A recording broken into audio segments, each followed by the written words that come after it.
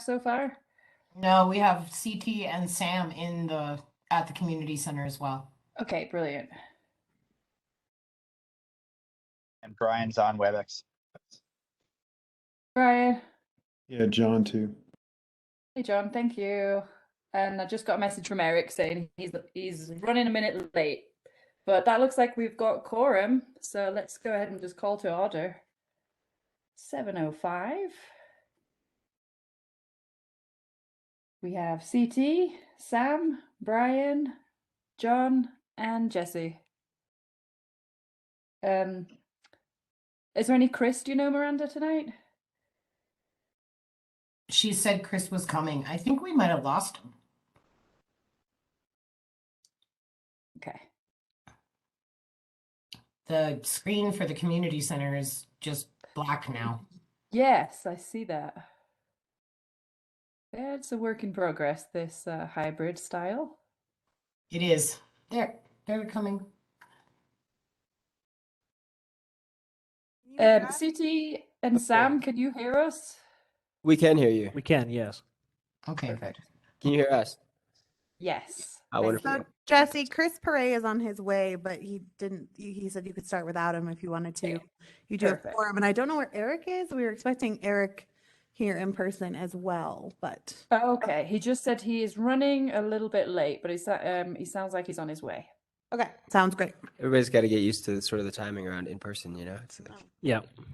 All right, Yeah. we're ready to start whenever you are. And I'm sorry, it's a little weird angle here, but that is who's in the corner, CT and Sam. Nice to see Yeah.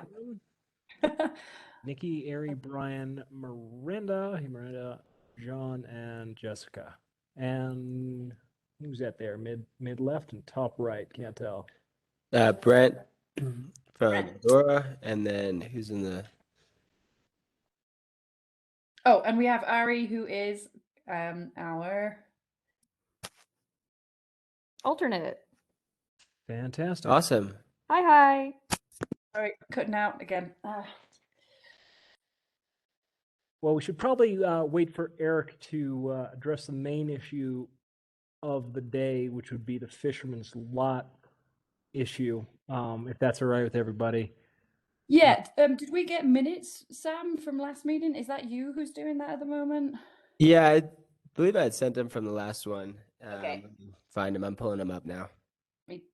Are you calling the meeting to order, Jesse? Yeah, we did at 7:05. Okay, I think we had lost you then. I Okay. think so. Yeah, sorry. Yeah. Oh yeah, all call to order. Hereby PROSAB initiates its business. 4/21/2022. Jesse, do you want me to send those to you? I sent them to the... Oh, did we decide the PROSAB email is not working? Is that right? I use it, and you all Like seem to PROSAB get at my Maine. stuff, and I got your We're joined here. I got Eric, your go. minutes. Just special. Okay. Did other people get the minutes Yeah, of the we- PROSAB listserv? I put you in the middle. I'll resend them to everybody right now, real quick. Get the gavel. I can. It seems like when I send PROSAB listserv emails, it goes just fine. Do you want me to I might just forward them, Sam? Yeah, just that'd to be make sure. Got a gavel. Wouldn't mind. I'm not seeing them, so. I know. I was like, I couldn't remember because I had sent them Gavel. the same I the will next send day. them to the PROSAB board. So I'm wondering though, maybe you want to wait, Jesse, on approving these so that everyone has a moment Yeah. to look them over. But I will get this. Yeah. Let's do that. Thank you. So I'll do my best. I'm on vacation and I'm having connectivity issues. So John or CT or anyone, if I cut out here, I apologize, and please help me out and keep it going. Thank you so much for calling in during your vacation. Really appreciate that, Jessica. No worries. Yeah. I believe that we have a quorum now. Yeah, Eric's here, and again, Chris Perret is still on his way. Fantastic. Let me just add. So we now have Eric and Turn both these TVs. great. Yeah, we have 7. That's fantastic. Thank you so much. So it looks like first on the agenda, we are revisiting the discussion that we had. We met for a special PROSAB session on March the 31st to discuss the wetlands project or payment into wetlands banking. And then Rhea sent out the FAQ, it looks like last Wednesday. So hopefully we've had a little time to kind of go over that and had some time to do some stakeholder outreach. But I'd like to open it up and see, kind of see what the discussions have been like, what community outreach and feedback you've been receiving. Thanks, Jessica. First and foremost, I'd like to say that I really appreciate all the efforts on Eldora's part to do right by wetlands in the high country. I think that's an extremely admirable thing for a private entity to do, even when following its obligations, to be really on top of it. That's something I think is a very laudable effort.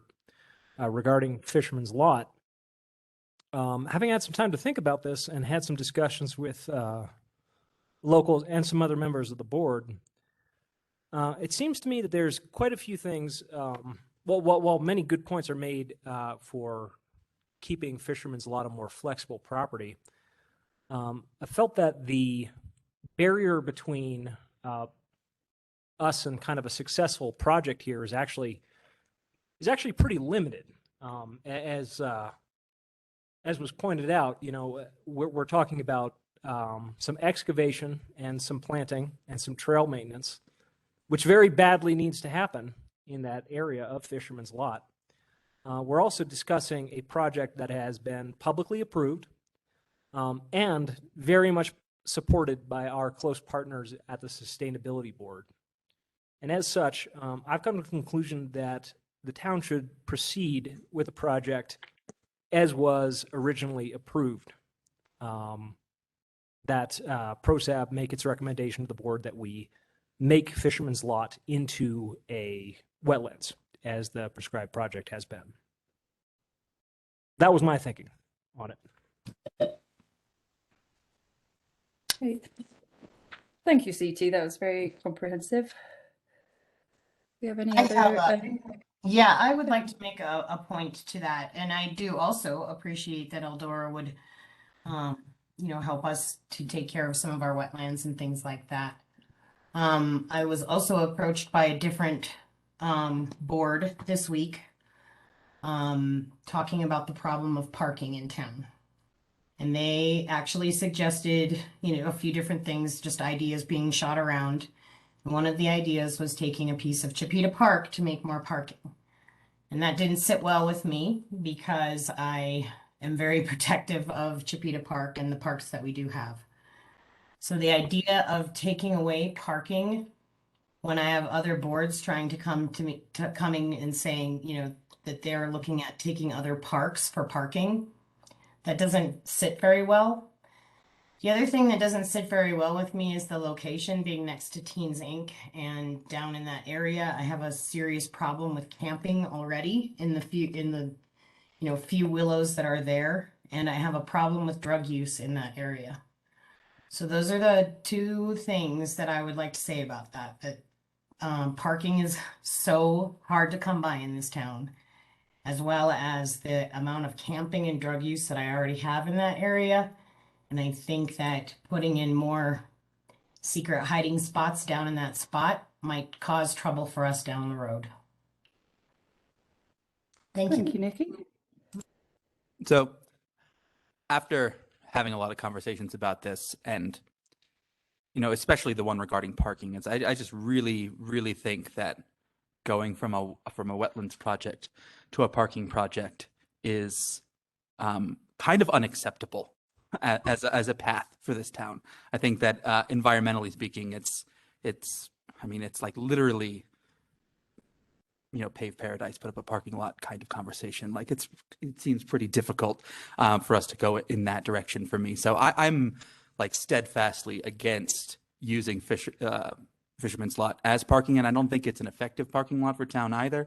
I don't think it's well located. It's downhill from pretty much everywhere that people want to go. I think it makes much more sense to put our eggs in the Big Springs parking basket as well as the RTD lot. To me, those two places make a lot more sense as potential expanded parking projects. I know that as long as I am on this board and on the board of trustees, I will steadfastly oppose using Chipeta Park for additional parking as well. And so I don't think that we should be tying those two things together in this conversation. I find it to be, these are just ideas being kicked around by a board that has other concerns, particularly concerns of their own inability to get projects off the ground. So I'm not, I don't think that NDDA ideas should necessarily be informing what we do. So it's actually the from their planning perspective. commission that's been tasked All right, with looking at parking. even planning commission. I mean, this is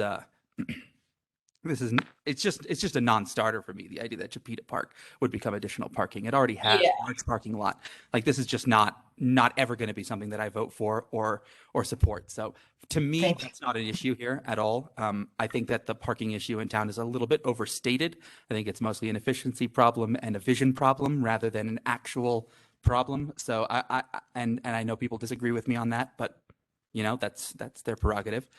The other thing I'd say is, previously, I was thinking only in terms of net environmental impact, and I really didn't consider the town of Nederland, I don't think, enough in the way that I was thinking about this project. In talking with some folks who like to bike and who are interested in the pump track project and the bike park project, it's not a great location for that. It's very small. It would be kind of a lame bike park if that were to be the location. And I think we have better options, including potential partnerships with local nonprofits that are willing to help us and use their land to establish a Parks and Rec corridor in town. And I would prefer to pursue those options rather than converting the parking lot into the fisherman's lot into a pump track. So I am coming down on the side of it being better for the town of Nederland to have wetlands in town, and that's sort of the way I'm thinking about it now. I recognize that there are maybe some net environmental impacts when it comes to the state, like statewide outlook on wetlands, that make the Parker project maybe more, from a numerical perspective, a more valuable investment overall, but it's not an investment in net, and that's sort of where I'm getting hung up. Like, I like the idea of an investment in Nederland to create more wildlife habitat, to establish a wetlands in an area that could support it. I just feel like it's the thing that we should do, and we should hold Eldora to the promise that was made. There was so much public outreach on that proposal, and there was public support for it, and I just feel like it's really difficult to go back on that now. So that's where I've landed on it after kind of ruminating and talking with as many people as I could about it. I'm not sure that it's the right move for the town of Ned, for PROSAB to recommend that we forego the wetlands project on Fisherman's Lot. Thanks, Eric. Question, if I might, if that's all right. Can I just get a clarification who was just talking? Myself and another person, Ria, wasn't sure who was making those points. Well made. Who was making those? That was Eric. That was Trustee Coombs Esmail. Yeah, for those of you in the room, it is helpful if you maybe state your name before speaking, since you're all this weird angle. Sorry about that, and I'm going to try to log into the WebEx so you can see my face properly. Okay, cool. Thanks so much. Appreciate you. Thank you. Hi there. This is CT again. Apologize for going twice. I would also just like to emphasize that for Eldora writ large and the Ignite program in general, I don't think it should be understated what an excellent opportunity for outreach and connection with community this wetlands could be. Every time there's a fisherman or fisherwoman that goes down there, puts on their waders, they're going to see the signage connecting, a direct connection between caring for this watershed and Eldora, between people going out for a bike ride and the Ignite program. That's always going to be part of Eldora's legacy. And for the price of a little excavation and some planting, that's a lot of goodwill between one of the most important business ventures in town and the local watershed. So that's a point I'd certainly like to emphasize for Eldora. Thank you, CT. That's an interesting point to make, that it could be a huge positive media potential for Eldora. Thank you. John, it looks like you have your hand up.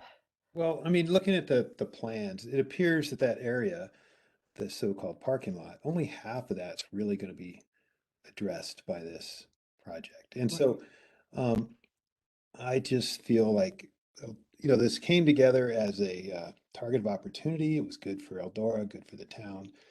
Wasn't really a town project. At this point, Eldora wants to move along with their thing. And if we're going to do a wetland project, would we not want to actually have our own project where we've maybe do something with the entire space? Okay, because half of a space, it's pretty small, right? It's like 0.2 or 2 acres. I mean, excuse me, I think it's 2 acres. Is that right, Eric? Yeah, 0.25, I think. Oh, it's a quarter. Quarter. Excuse me. Yeah.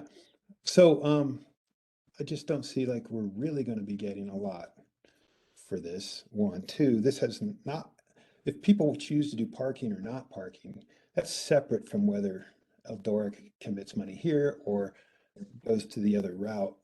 They can press on with their project and we can press on with our project. So that's kind of where I'm at. It's kind of like it's a half project that came together, which was great at the time, but I just don't see it being as strong of a project just standing by itself. So that's an interesting point. So I mean, it is only half of the space, so it's the parking spaces that would be lost is pretty negligible. It's around maybe 5 spaces that would be lost.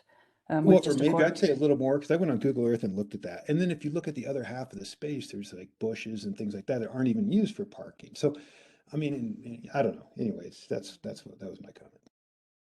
I think, John, that's a good comment, and that's sort of also what brought me around to this other perspective on it, is that we're not really going to lose that much parking, and we're going to only be improving a space that is currently unimproved. Like it's going to become better in the town of Ned, when we're going to lose very little and gain something. And it just feels like we should take that gain where we can get it. As somebody, I think it might have been CT, put it before, like when is an outside entity that is a private company going to come in and put up to $80,000 into the town of Nederland anytime soon? And that's probably not anytime soon. And this is an opportunity to take advantage of that. And as folks have said, I also think it might be better for Eldora in the long run as well, in terms of community connection. So I know that right now it's an expedient solution to simply put it into the wetland bank in Parker. It seems like an environmentally more effective solution from the biggest possible picture standpoint. But when it comes down to our town, it just seems better to improve our town when we can. That's well said, Eric. John, I think you also make a point that this was kind of a target of opportunity, and that's true, but you managed to hit that target extremely well. I was down there today looking at the state of the bridges across the creek, and I've gotten commentary from people that, like, these are things that need repair. These are things that need update. Regardless of whether we move forward with this particular project or not, we are going to have to make these repairs. So why not take care of them now when we have funding, when we have the impetus to do so? That being said, I am also sympathetic to Eldora's position that obligations were made by members of town staff that we may not be able to meet in the same way. And I look forward to working with our partners to address those concerns, rather than simply writing a check to an entity that's going to do this outside of our town and our watershed. Okay, so what? Yeah, you're in a. It's just to summarize, it's Looks like we might have your lost point- audio. Sorry, the points you're making is that this would be an opportunity for town public parks to receive $80,000 to $100,000 in creating a valuable but small public commons area in town, and ecologically beneficial. It sounds like. Yeah, and it just seems like we should integrate that parcel, and like we're not fixing half of it, right? We should have the answer to the other half if we're going to go that route.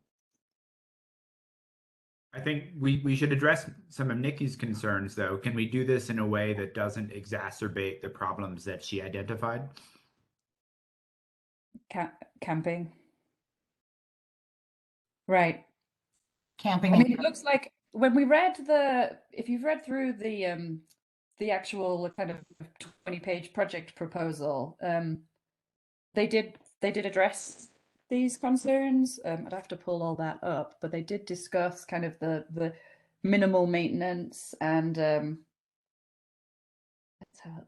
don't think I've got it. Definitely not worried about the maintenance factor of it, and I think the wetlands that we do have around here are gorgeous. They take care of themselves pretty darn well. It is more of a concern of hiding spots, so to speak, and how can we, kind of maybe we can open them up a little bit just to give visual to not just myself but also the police department for safety's sake, those kinds of things. Okay, thanks. Brian? I don't have a strong enough opinion to make an argument, but I'm happy to vote if we put it to another vote. Thank you, Sam. I am a bit conflicted on this one, but I sympathize with what Nikki's saying after having walked around recently with her and, learned quite a bit more that I didn't necessarily realize of the challenge with camping. And Yeah. there's quite a bit of that and like just people hiding out and stuff. After I had a chat with Eric as well about it previous to this, and prior to hearing Nikki's concern, my initial thought was, yeah, let's do it. Let's put it in town, and not make it a bigger deal than it needs to be. And I would hate for it to be like a source of, a positive project to then be a source of just more conflict and challenge. So I do, though, think that I vote on the side of doing the project in town.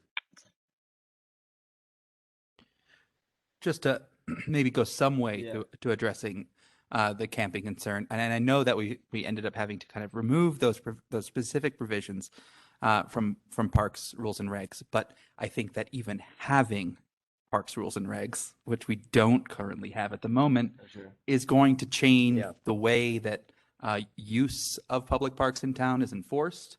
It's going to give our police department a little more authority and leeway to enforce the posted rules. Yeah. And so, it's hard to sort of make a decision based on the circumstances now when we know that those circumstances are going to change, right, very soon, and that we are also the board working on changing that, right? And so I feel like we're kind of doing our due diligence here on both fronts. I do have that feeling that that seems like a problem we also need to address separately.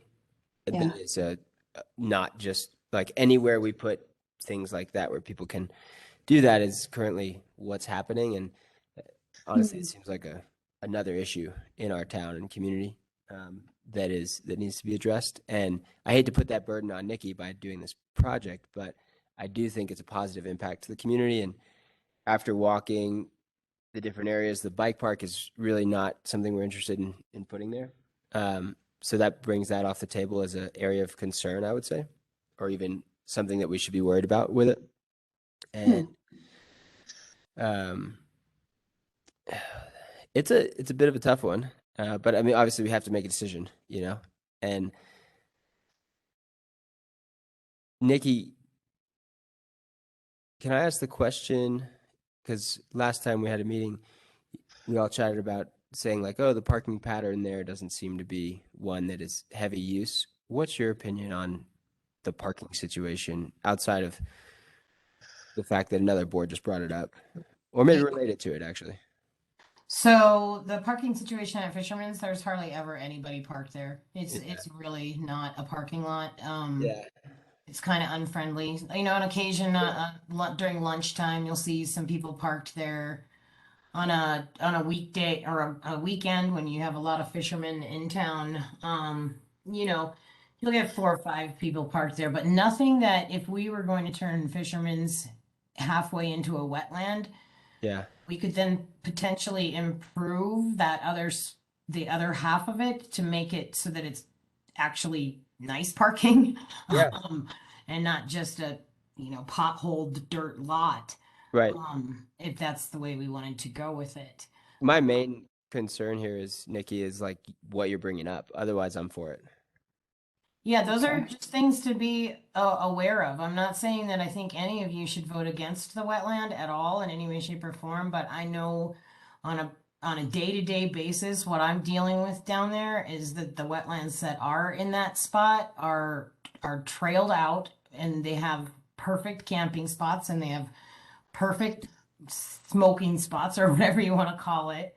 Sure. No, let's call it what it is, you know? Yeah, so the teens are coming from not just the Teens Inc. or Chinook kids. They're coming from the skate park. They're coming from Chipeta, and they're hiding out over on those sides. And it's hard for me. It's hard for the PD to get our eyes on them unless we're actually walking right there on top of them. But I do think that if we did have, visual sight holes through the willows and whatnot,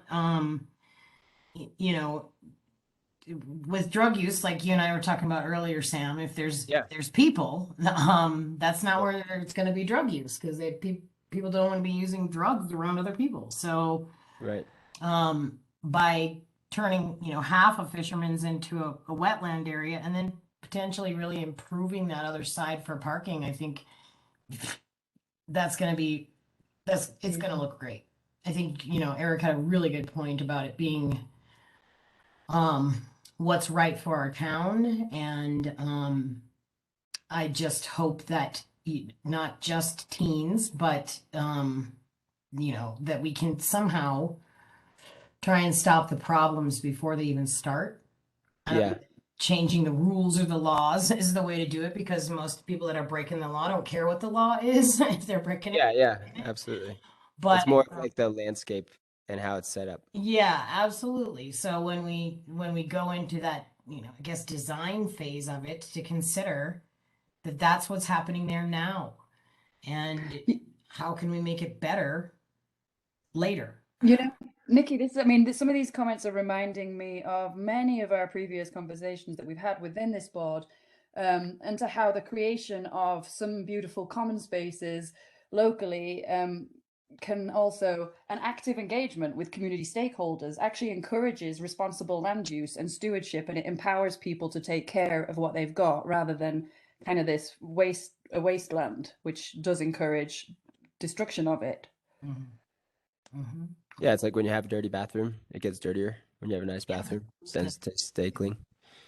Because we'll be in charge of the planting and design ourselves, we can help foster better sight lines and less access. We're talking about designing a wetlands too. So making an area that's an obvious trail and making an area that's an uninhabitable swamp, that's what we're talking about. That's our metric of success. The wetter and the more thriving with unhospitable life it is, in a manner of speaking, the more close to success a wetlands may be. So, and a demonstrated commitment to local open space improvements would be a hugely positive advertisement for the Ignite program, and they could put a sign down there, and it could really direct people and show people how something like that was created by a local business.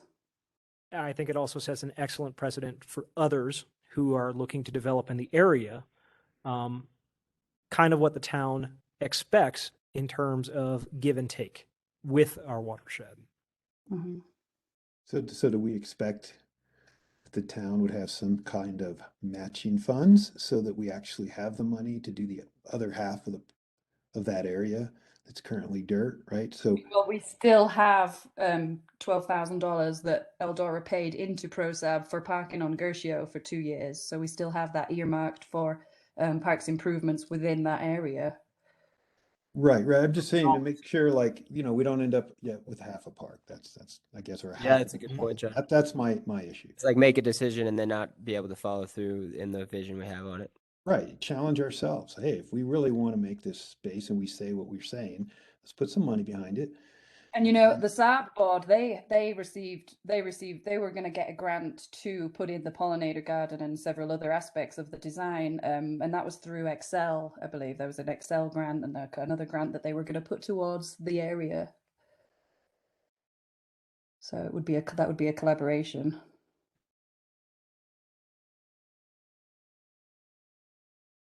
Chris Parrott, do you have thoughts on this matter? Do we have Chris? My apologies, Chris Parrott. Chris, Oh, wait, you have to hit the button. I should say that Rhea's had her hand up for a while. Does it make sense to pass Give the mic? Rhea first, and I'll come in second. Thank you.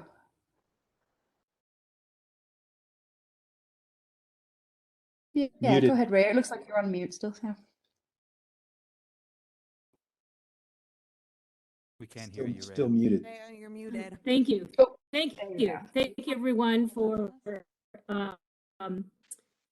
taking the time to talk to the public, do outreach, and have these discussions. This is exactly what Eldora and Ignite Rhea, wants, do you think you could start over? We lost connection for a moment on our side. No, I was just saying thanks.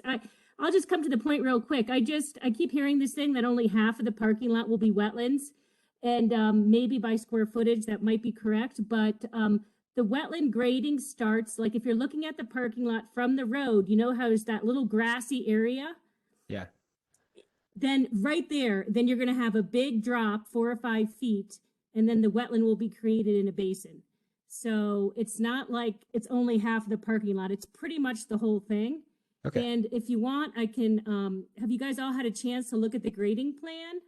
Yeah. I think That I was sent submitted to it. us. So, and on that grading plan, you can kind of see that it's sort of at the end of this thing that kind of looks like a hexagonal beehive. That's like a tracking pad. And you can kind of see that green part. That's the existing grassy area. And then that's where the grade drops down. So I just want to just point out that it's pretty much the whole parking area is going to be wetlands. And then the plan was to put more parking in that, turn that grassy area into ADA parking was my recollection, although that's not part of the wetland. So Yeah. just kind of wanted to make that clarification. And of course, Brent from Eldora and I are always here to answer any questions you might have. So thank you again so much for doing all the public outreach and discussing this. We really, really appreciate it. And we really appreciate your input as well. Thank you for bearing with us as we continue this discussion. Absolutely. Okay. Because of all the legwork that has been done with this should be a project that moves forward. But I wanted to bring up a point of you should involve the schools, the elementary school, the high school, and Chinook in with it and make it a project that they can all come in and help out with. And then we don't need funding. We have some excellent kids who have excellent backs. And I grew up a few in this town, and they worked the trail program and everything like that and had fun doing it. So this We have some way to very best the children in there as well as the adults. That's well said. Sam and I had the opportunity last week to meet some of the incredible members on the youth advisory board who were very eager to get involved and help with some getting their hands dirty, which is amazing.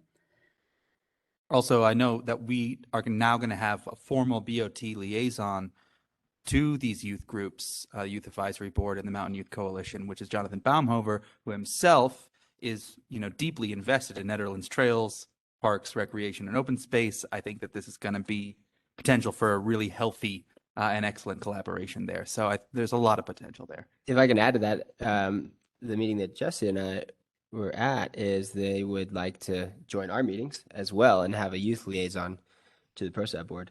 So that just makes the connection stronger and easier to make that stuff happen. It's it's an awesome group of I don't want to call them kids because they're like, pretty Young adults. yeah, young they're adults. amazing. Like, it's really awesome. And I'm sorry, in the original proposal, just because I was not part of that process, so I don't have it like stored in the memory banks readily accessible. But was there a name decided upon for these wetlands? Like, is it going to be named formally? That's a good question. Because kind of I look. don't believe I already saw our name, no. Well, if a Parks Board can't name a wetlands, I don't know why you got it around.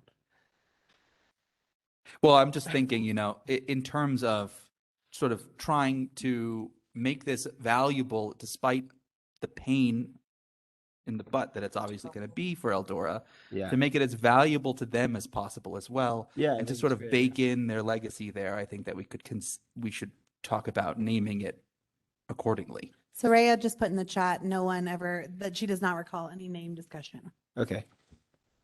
Well, something like the Ignite Wetlands, which Right. certainly That's cool. Sounds really, good. really typify, here's the connection. You don't have to struggle around or even really read the signage. There's a direct line between Eldora, its care for the watershed, and the local community. That's a win. We should That's a ask. win. We should ask Brent. Do you guys have an interest in that? Yeah, I think that would make sense to do something like that. The only thing that gives me any pause just in this discussion is, Chris Pelletier and I had a pretty good deal that the town would really help in the effort, using their backhoe and their dump truck to haul the dirt because they wanted the dirt.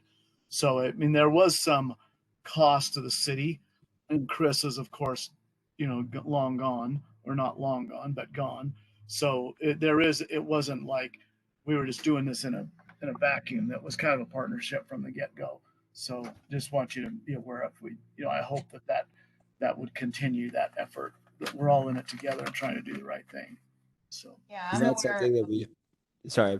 I'm aware of all of the conversations that you had with Chris, Brent, and that I hope would be able to be something that would still be able to happen. We're in a little bit of a tight pinch right now, staffing wise, but I think that will come around, and hopefully we'll be able to carry on with the project as it needs to carry on. Yeah.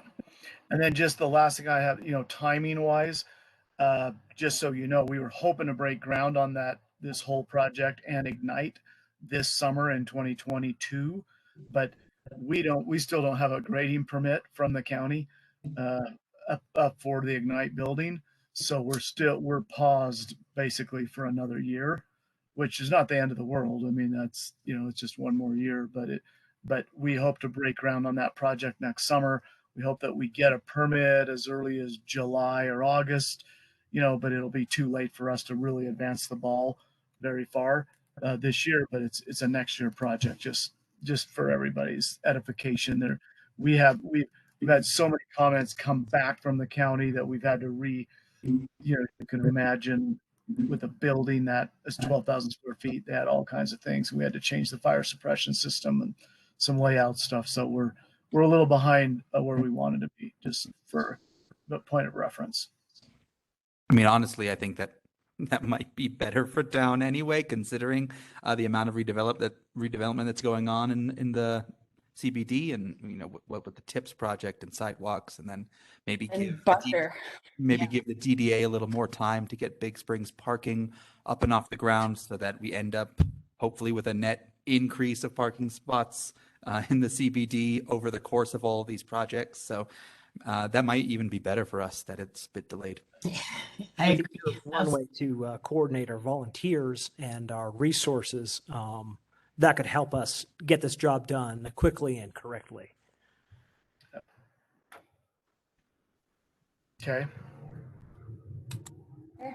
It sounds like we're kind of working our way towards consensus here. So Jesse, for the record, it would be helpful to have a motion and a vote, because this is going to move forward to SAB and the BOT, and they're going to want to see what the final vote was. Yeah, do we think we're ready to move in that direction, or do we want to? I motion that the Parks and Recreation Open Space Advisory Board recommend that we continue with the redevelopment of Fisherman's Lot into a wetlands as planned. I second. That's CT Hut. Okay, we have a motion and a second. We will take a vote. I'll just work down your names if that's okay.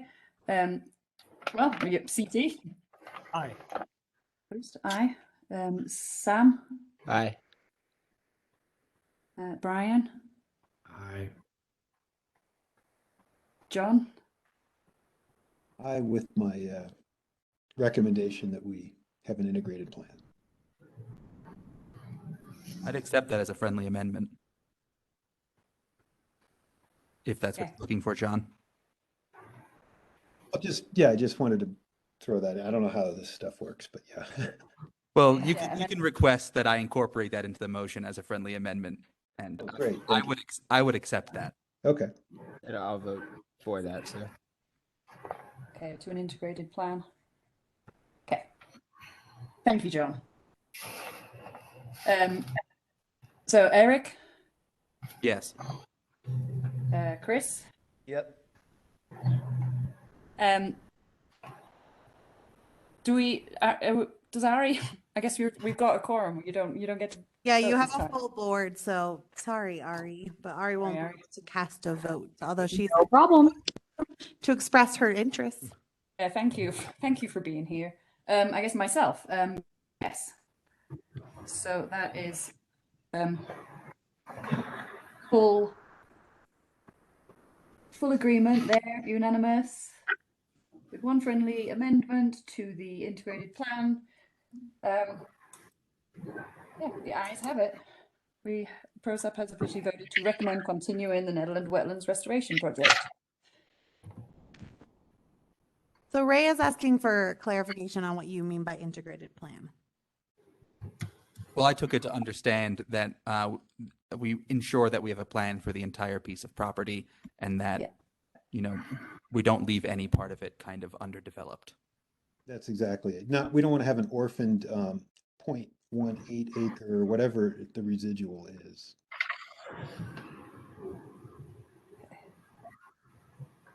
Great, and we would definitely appreciate this going to the SAB too, since they worked so hard on the original project, and whatever we can do to continue our collaboration and communication within boards is one of our utmost goals. So.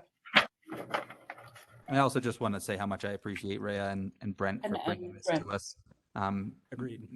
What you guys are doing is very much appreciated, and it's genuinely inspiring to see folks like you doing right by communities. So thank you so much. Yeah, the recognition that this is not our recommendation is not the easy one for them, and I think we understand that we're going to have to pull our socks up and do what we can do to help.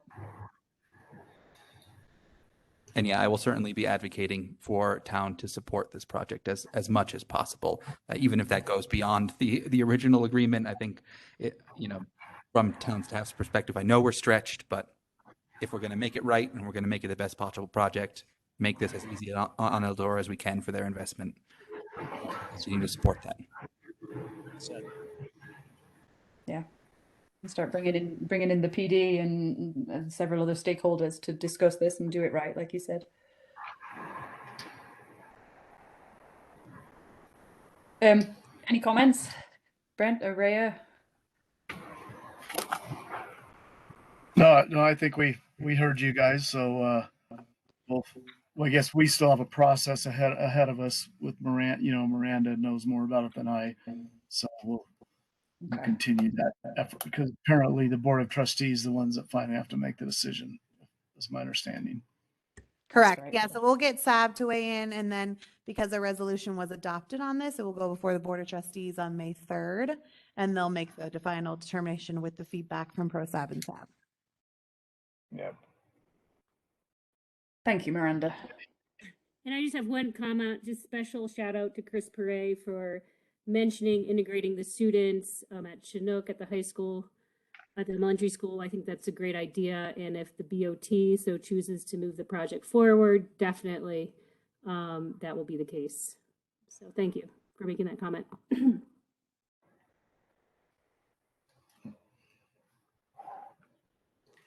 Okay. It looks like we're ready to move on to John. We have an update from a little presentation from you. So thank you so much for offering to present to us on this. Sure, I'm going to attempt to share my screen because, let's see. All right. Thanks, you guys. Thank you all for Thank being you. here. Thanks Thank very much, you. Ron. Thank you, Rhea. Thanks. Thank you. Thanks for a good ski season up there as well. Yeah, thanks. We got through it. Yeah. See you next year. So this is just a quick technology advance. A lot of these iPhones and some of you guys can see this spinning thing. Yeah, we sure can. So the back of iPhones and some Androids have this LiDAR technology now, basically a laser system.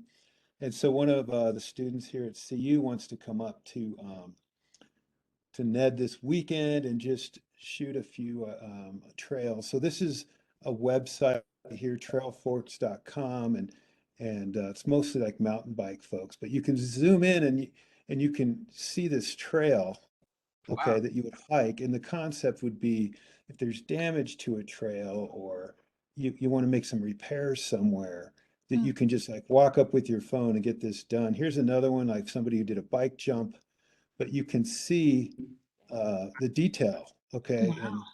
And so the maintenance would be like if this wiped out, you can actually go in here with virtual rulers and say, okay, I need 8-foot boards, or I need, this many, dirt piles and stuff like that. And so here's one more idea. But so basically anything, and people have these phones. So it's kind of like citizen science, citizen trail help. They can go in and like 3D model this out, send it to the town and say, hey, I think this thing needs to get fixed. So I just wanted to alert you that this is kind of cool technology, and one of the students wanted to do this and then turn it over to the town. And so Nikki told us of an area that she might be interested in. I don't know how this not share screens anymore. Hold on. How do I get rid of this thing? Stop sharing. I recommended that, Sam, you'll be interested in this. I recommended that they go up to the Big Springs Park area and that they go into the Joe Smith Park area and start looking at some of the, Hey, Nikki, we lost Joe for a minute. I saw that. Everybody froze for a minute. Everybody was just staring into space, and I'm like, but I'm talking. So sorry. Yeah. So I talked with Jeremy. John, thank you so much for hooking me in with Jeremy. He's what a cool project. I asked him to go into the Big Springs Park area, and I kind of sent him some screenshots of some maps. Sam, he's going to be doing this LiDAR stuff with pretty much everything that we walked on Monday. So he's going to do the Big Springs Park area, and he's going to do some stuff in Joe Smith. So I'm really excited. Thank you, John, very much. Yeah, and I'm not sure like if there's a size limit, like you can do an 80-foot section and then it dies. So this is kind of like a student just trying out this new technology. So we'll see how it goes. But I think it's just amazing, this, technology and citizen science, and maybe we could use this for our trails in the future. When's that person coming up? Saturday, 1:00. If they need a hand, particularly up near Joe Smith, I'm right there. Happy to be of assistance, and I'd love to see how it works.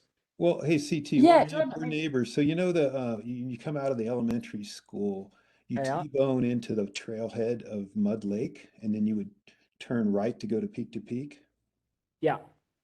You'd be there at 1:00. You can walk with us, Yeah, that'd be great. or anybody else who wants to. So we're going to be at that trailhead of Mud Lake on by the elementary school where it tees into the school road at 1:00 Saturday. Well, it can only be 2 of you on the PROSAB board. Or we can publicly notice it. Or publicly notice it, yeah. Oh, right. Town business while we're at it. All right. Well, CT, maybe we'll see you Saturday. Yeah.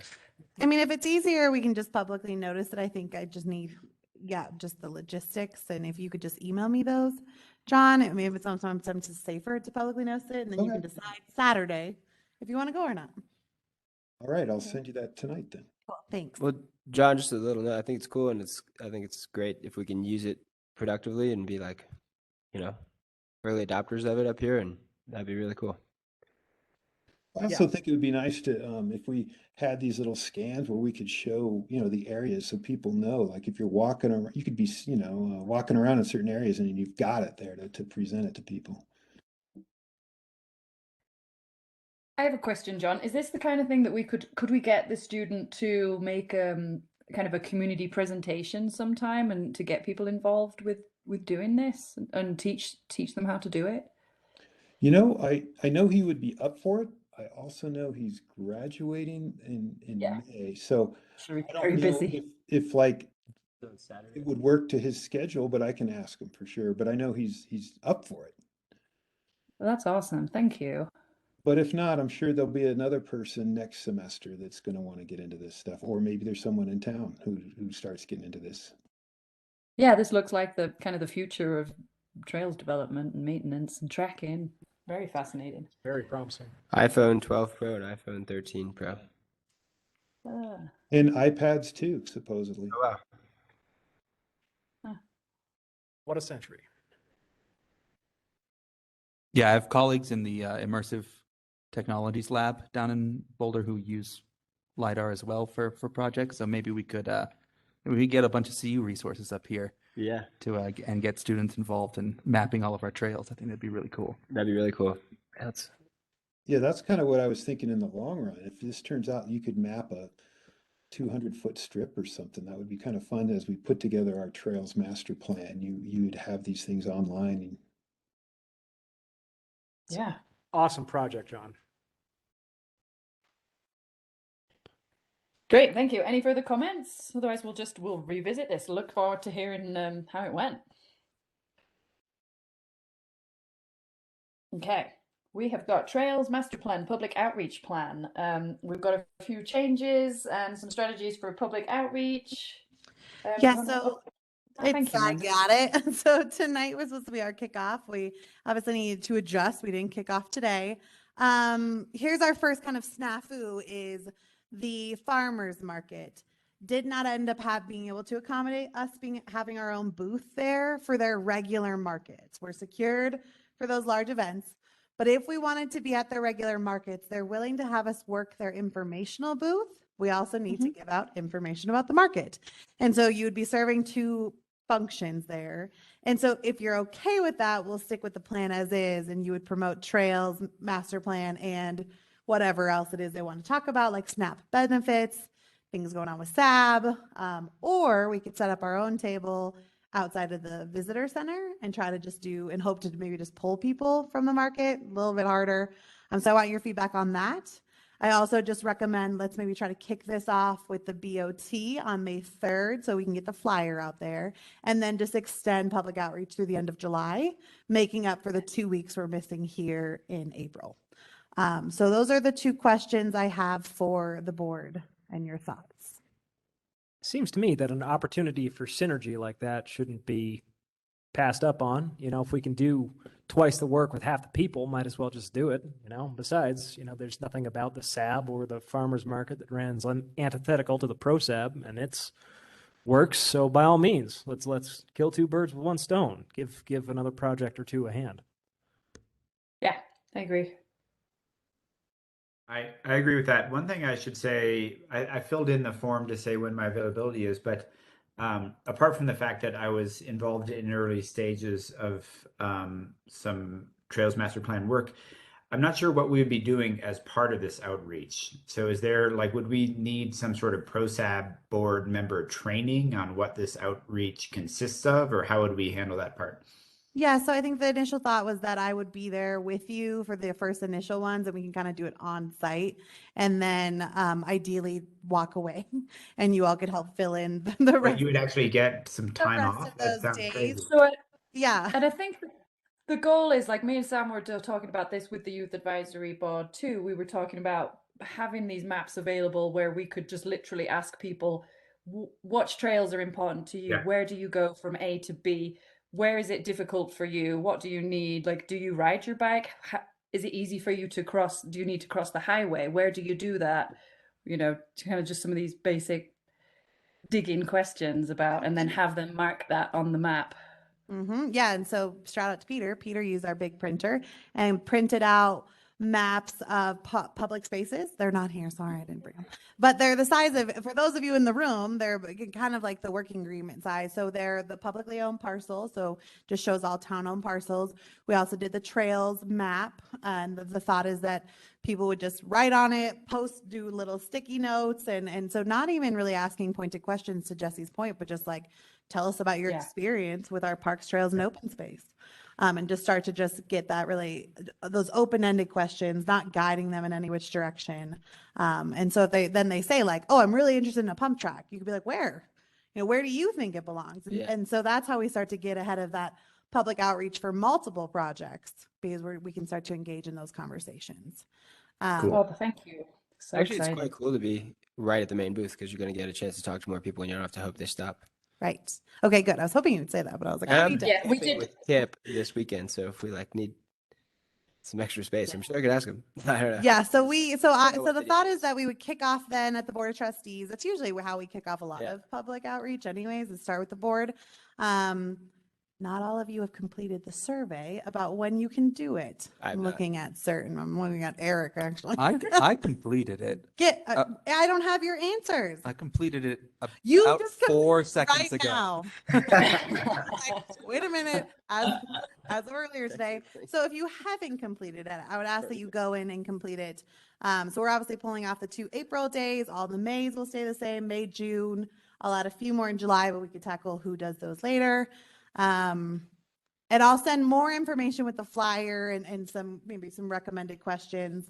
But the first one will be the Board of Trustees, followed by the farmers market, the first farmers market on May 8th. So I will be in touch with those of you who have signed up for the May ones, and then we'll kind of go from there. But sounds like full steam ahead, just slight adjustment. Is that fair to say? Yeah, we piggybacked with the farmers market in the 2019 Barker Meadows media outreach program too, and I just have to say it was really fun and effective. And we did just even give out little note sheets where we let people just write down some stuff and like post it, and in a little box, and any of their opinion. And it was really successful. We got a lot of people stopping by to talk, so I think that's a great idea. Cool, great. All right, well then more to come, but I'll let the farmers market know. The PROSAB group will help to support with their info booth. Just want to say one thing about this, and that is when you use the word trails, people immediately think about hiking. Right. But they don't necessarily make the connection just like when you need to walk from place to place, right? So I think we should keep that idea alive in all of these conversations. Like how do you walk around town? Yeah. How do you use non-motorized transportation or human-powered transportation around town? Because that's really the problem I think that our trails need to address. We're not that big. We're 1.5 square miles. We're never going to be like a big hiking destination, but we need to get around. Yeah, and it's like, if we think about it that way, it also ties it into trails being a part of the economy and bringing people to business in different ways. That's exactly like on right. foot. And will also help us, I think, in those parking conversations. Yeah. When we're trying to figure out like, well, where actually do we need parking? Because we can see where people are walking. Yeah. And if we can see where people are walking, we can say, oh yeah, we should have a parking lot there. Look, this is actually a spot that we've never thought of before, or whatever it might be. Actually, just another little note on that, not to spend too long on it, but the youth board, when Jesse and I met with them, they're really interested in that kind of stuff too. And like working with wayfinding and integrating that and like just making it a more beautiful experience, and also like making art part of that wayfinding experience, which seems like in-town trails and art, and it just seems like it all goes together. Well, Yeah, and I think they were talking about if an outskirts of town kind of parking development does come into being in the future, how to make it very walkable from there into town and around town. And I just want to Brian made a comment, trails, paths, walkways is a good way to frame the discussion. Smart. Cool. Thanks for that update. Yeah, thank you for that. I will again let them know, and I will send some emails from here with more updates. Yeah, I mean, I like to have a few steps. Like, what things do we need to get ready on our side? So we need, we've got the trails maps printed out. I guess we need maybe some flyers, or is there some way for people to write notes down, and if they want to post them if they want to do that, or Yeah, so I actually already kind of pulled all the materials because, of course, the original plan was for today to be your kickoff. So I do have little slips of paper. You know, I've got markers because the thought is that Peter can print more as we go, and so yeah, people are writing and it's starting to feel a little too cluttered. We'll just grab some more. So people can write on the maps. They can use Post-its. Post-its are tough because it's hard to transport them. So that wasn't my preference. But if someone like felt weird about drawing on the map, I wanted them to feel like they had the opportunity. So Post-its, markers, the large posters. I also printed out smaller sheets of all of these. If you had a whole bunch of people clustered around the poster, someone could still walk up and still give the feedback on just a regular piece of paper. that's what I was thinking. Yeah, some kind of QR code to the PROSAB page Yep. that links to some information, or our email that they could then instead, if they can't do it at the moment, take it Yes. home and then think about it and send it back. I didn't have any little printouts like we did, Jesse, on GoCo. So I will, that has our email and a QR code on it, so we can hand them that when they leave. Yeah. So I'm not sure. I'm not sure we need anything from PROSAB besides like when you sign up for your shift, please come to it. It's like the biggest thing. I think as we get into it, maybe we'll realize we need more resources. But I feel like we were pretty set to go. And you know, the first one is still that Board of Trustees virtual discussion. But when we hit the farmers market on the 8th, I think we have everything we need to do a solid outreach that day. And then we'll do a large social media campaign, of course, and start to push out where we'll be. Come see us, you know, but you can also give us feedback online. And what and you and town staff are just really amazing. I just have to say, you're really kicking the ball out here. You're doing great. Thank you. We appreciate that. Yeah, and so we didn't necessarily make a new form to fill out because there is the email PROSAB form. I didn't want to confuse people, so we're going to encourage people to email PROSAB because again, we're not the question is just so open of like, what do you think? And so we want people to just be able to like spitball and like free flow with their information and not be pigeonholed into like clicking on a map or anything like that. And so I'm interested to see how that style of outreach works because we haven't quite done that yet. Yeah, I think that suits our town. I imagine that once a route might be drawn on a map, that other people might second that route or third it or etc. Yeah. And so to record that, I think would be good. Like maybe just hashtags or like not hashtags, hash marks, social media. Yeah. It's also going to be a great opportunity to get the word out about volunteer opportunities. Yeah. So any kind of information like that we could provide to people, particularly people with kids, you know, I think that'd be really good. And I think also to get any information they're willing to give us about themselves, like whether they use that trail for recreational purposes or for getting into town to buy groceries or for commuting to work or whatever it might be great to know as much info as possible about each person's experience, even if we anonymize it later. Yeah, agreed. Yeah, so from small scale kind of practical things to large dream visions is all good. Great. Okay. Anything else on that? No, I Yes, think just what look out for next some emails. step? I would say, thank you, Brian. Did a test PROSAB email. I'm worried we're back to listserv challenges where you get mine, but you don't get each other's. So Brian sent a test. And if you could let me know if you got it, because if you didn't, then I did not. Okay. I got John's response, but that's it. It is possible that everyone else is too busy and not multitasking, right, and that they haven't even seen their emails yet. Eric which is also confirmed good. he got it. I got it. Ari got it. Sam, did you get it? No, now we're gonna force people to do some multitasking. Oh, okay. It looks like everyone got it. You know, again, you normally don't email each other under sunshine. I do. It's nothing's come through on my end, but so I don't know, on Jesse. my I'm not even sure what. I know you've got a few emails. I guess I'm not even sure what email we have hooked to it. So maybe I'll just double check. Yeah, I'll check the other one maybe. Yeah, let's see. PROSAB emails hooked up to. Oh, look. Yes, it went to a different one. Okay. You wanted to go to your PROSAB one, I'm assuming. Yes. No, just leave it to this. This is fine. Okay. All right. Well, y'all got it. So check your I email. think you got it. Well, I don't know how the listserv works, but interestingly, I didn't get my own email. Yeah, you shouldn't get your own. At least that's how it's worked in my experience. Oh, I get my own, but I don't know. Yeah, sometimes do. I don't, who knows? I've never gotten my own. So. Okay, interesting. Yeah. Okay. Well, at least you got it. So more information to come, but I think there's 2 or 3 of you who need to jump on and complete that survey of when you could do public outreach. Okay, thank you. Will you let us know, Miranda, kind of, I mean, should we do, if multiple people are signing up for one, do we need to figure out shifts or? Yeah. So I was which going to reach ones? out once people finish, like right now we have 3 people for Sunday the 8th, which is great. So we could split it up into like hour-long shifts. But I was just going to let everyone finish Right. signing up, and then we can kind of decide from there.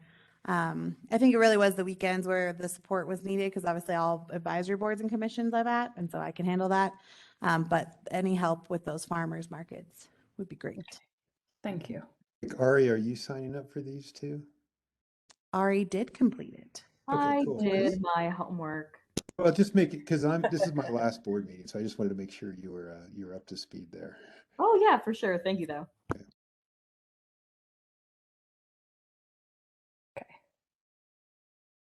Okay. Looks like we are moving on to the next agenda item, and I think that is another Miranda specialty. Or maybe I'm Brian? actually going to pass it to Nikki. Ooh. Yes. So we had a great meeting with GOCO today. Our GOCO representative, Alex, was very informative. It was myself, Miranda, and Jill Dreves and Kat Barr from Wild Bear talking about the idea of creating a recreation corridor up by the Nature Center, Wild Bear land, that's off of Indian Peaks Drive.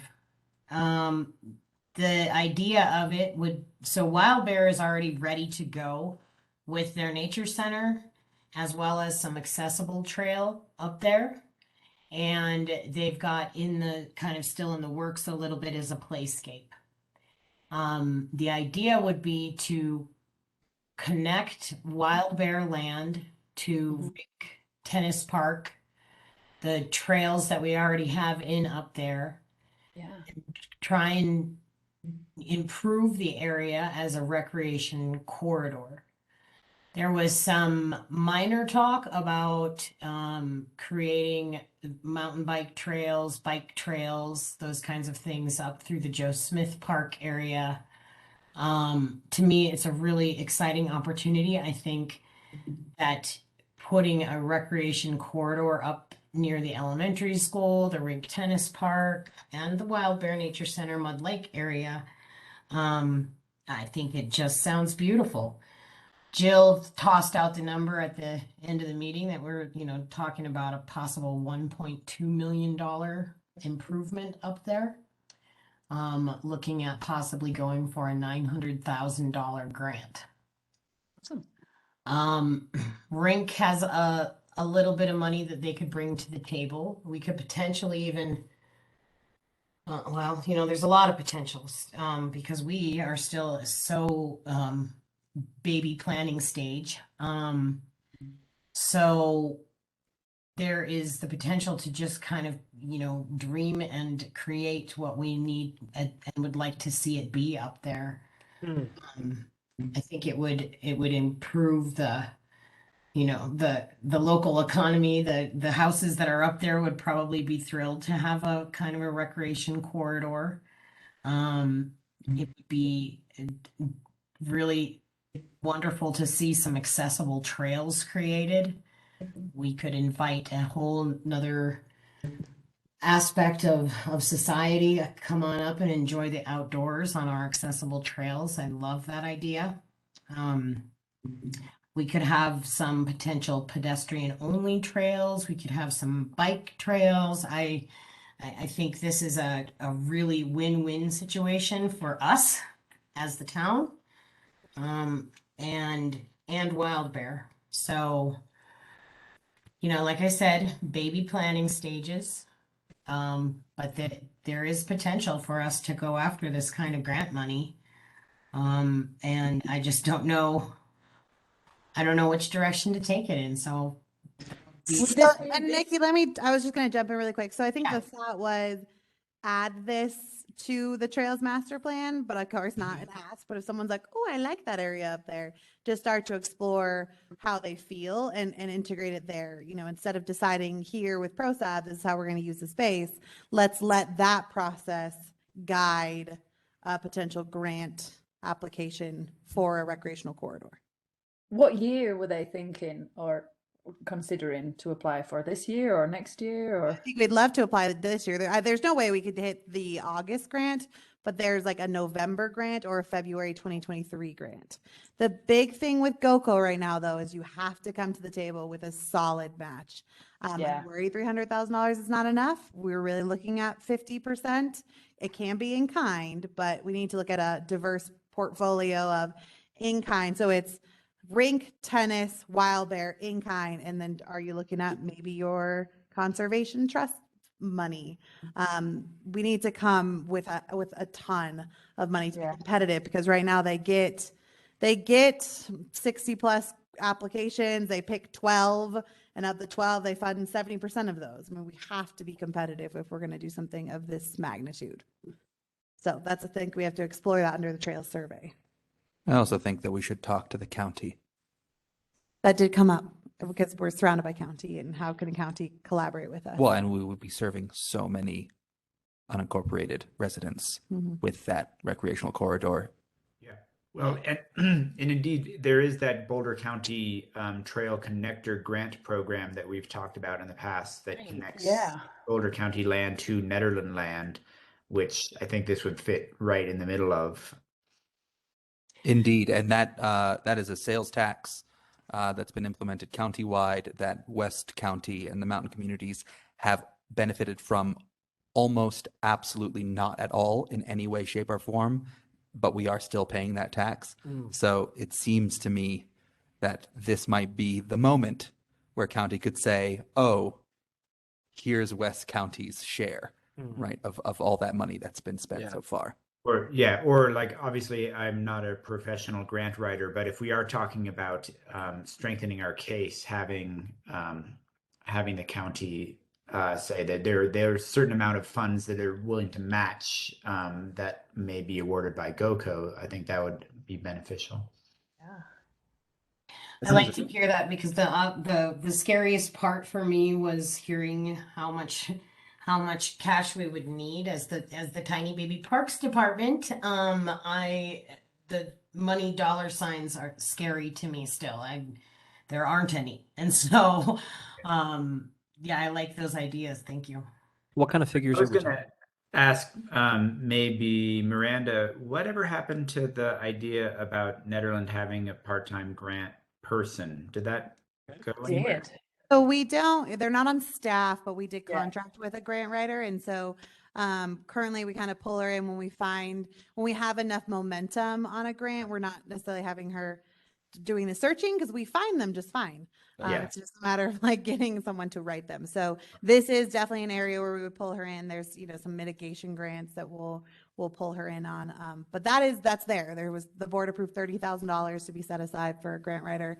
And she's actually done all the work she's done so far this year. She's all done kind of like pro bono. Wow. She's saving that money for those big scale grants. And doesn't Ned Rink also have access to a grant writer? Yeah, they do. Yes, but they want us to use our own. Yeah, I mean, person. If this is the project that's going to improve rink and tennis the way that they want to see it improved, then time to step up. Yep. Yeah. It seems like a good idea, and something that ties in the potential of a pump track, potential of a dog park. We've got a lot of great ideas for that area. Getting those all organized and in the form of a grant, even if we don't succeed right away, that's the type of planning effort that can set us in good stead for long-term development. That's absolutely true. And the other component of this is that nonprofits may have access to grants that town doesn't have access to and wouldn't be aware of. And so to really leverage every stakeholder in the corridor, from wild bear to rink to tennis, is going to be important. So I actually met with pickleball and tennis last night, and they just said that they were starting to like name off all the different state and nationwide organizations, the National Pickleball Association is willing to fund things like this. And so I think the way in which we could pursue a 1.2 million is with a really diversified group of support. I think one of the challenges will always be NIMBYism is real here. I mean, it's something that the Board of Trustees will really have to decide. Are you willing to kind of push forward, maybe despite some of the challenges that may come forward with people not wanting this? Oh yeah, the protests will come out in force regarding this from that general area, from that neighborhood, and that's something that we're going to have to be ready to engage in good faith debate around that particular issue, and we're going to have to do that thing where we both recognize a local. I mean, every community here is local, let's be honest, but let's pretend that there are different localities in Nederland, and we're going to have to, balance those two needs and make sure that whatever plan we come up with doesn't actually do what is going to be claimed this will do, right? So we're going to have to make sure that we've got a solid plan. We did talk about one of the largest neighborhoods over there, like right over there is Caribou Ridge, and we've got a really great relationship with those homeowners. And so maybe we can get them in support. I actually did help arrange where almost all those homeowners toured Wild Bear and toured the Wild Bear site. And so a lot of that conversation is happening, and they ask a lot about like what's happening with rink and tennis, because it's not the prettiest site over there. Yeah. And so, also recognizing property value comes into the question a lot. And so if we can demonstrate how this will assist them in that, that's a big argument. Well, almost every improvement project raises property value, right? Yeah. There are very few improvement projects, whether they are health and human services or parks and recreation, that lower property value. I don't think there are any actually that could potentially do that. So it's really not a good faith argument, and when you demonstrate otherwise, usually the argument is dropped in favor of some other argument, right? And so I don't think we should focus on it too much, and I don't think property value is really an issue here. But I do think that we should not do the kind of negatively impactful improvement that folks might claim we are doing. So we should genuinely not do that, right? And they're still going to claim that we're doing it, but I think that if we're sure that we are genuinely not doing those kinds of improvements, and we are considering those issues, and that we are making sort of adjustments in the plan, even if it's not perfect for the Parks and Rec corridor, but might be better for a nearby neighbor, we should make those concessions in as many places as we possibly can, so that those so that those complaints don't really hold water.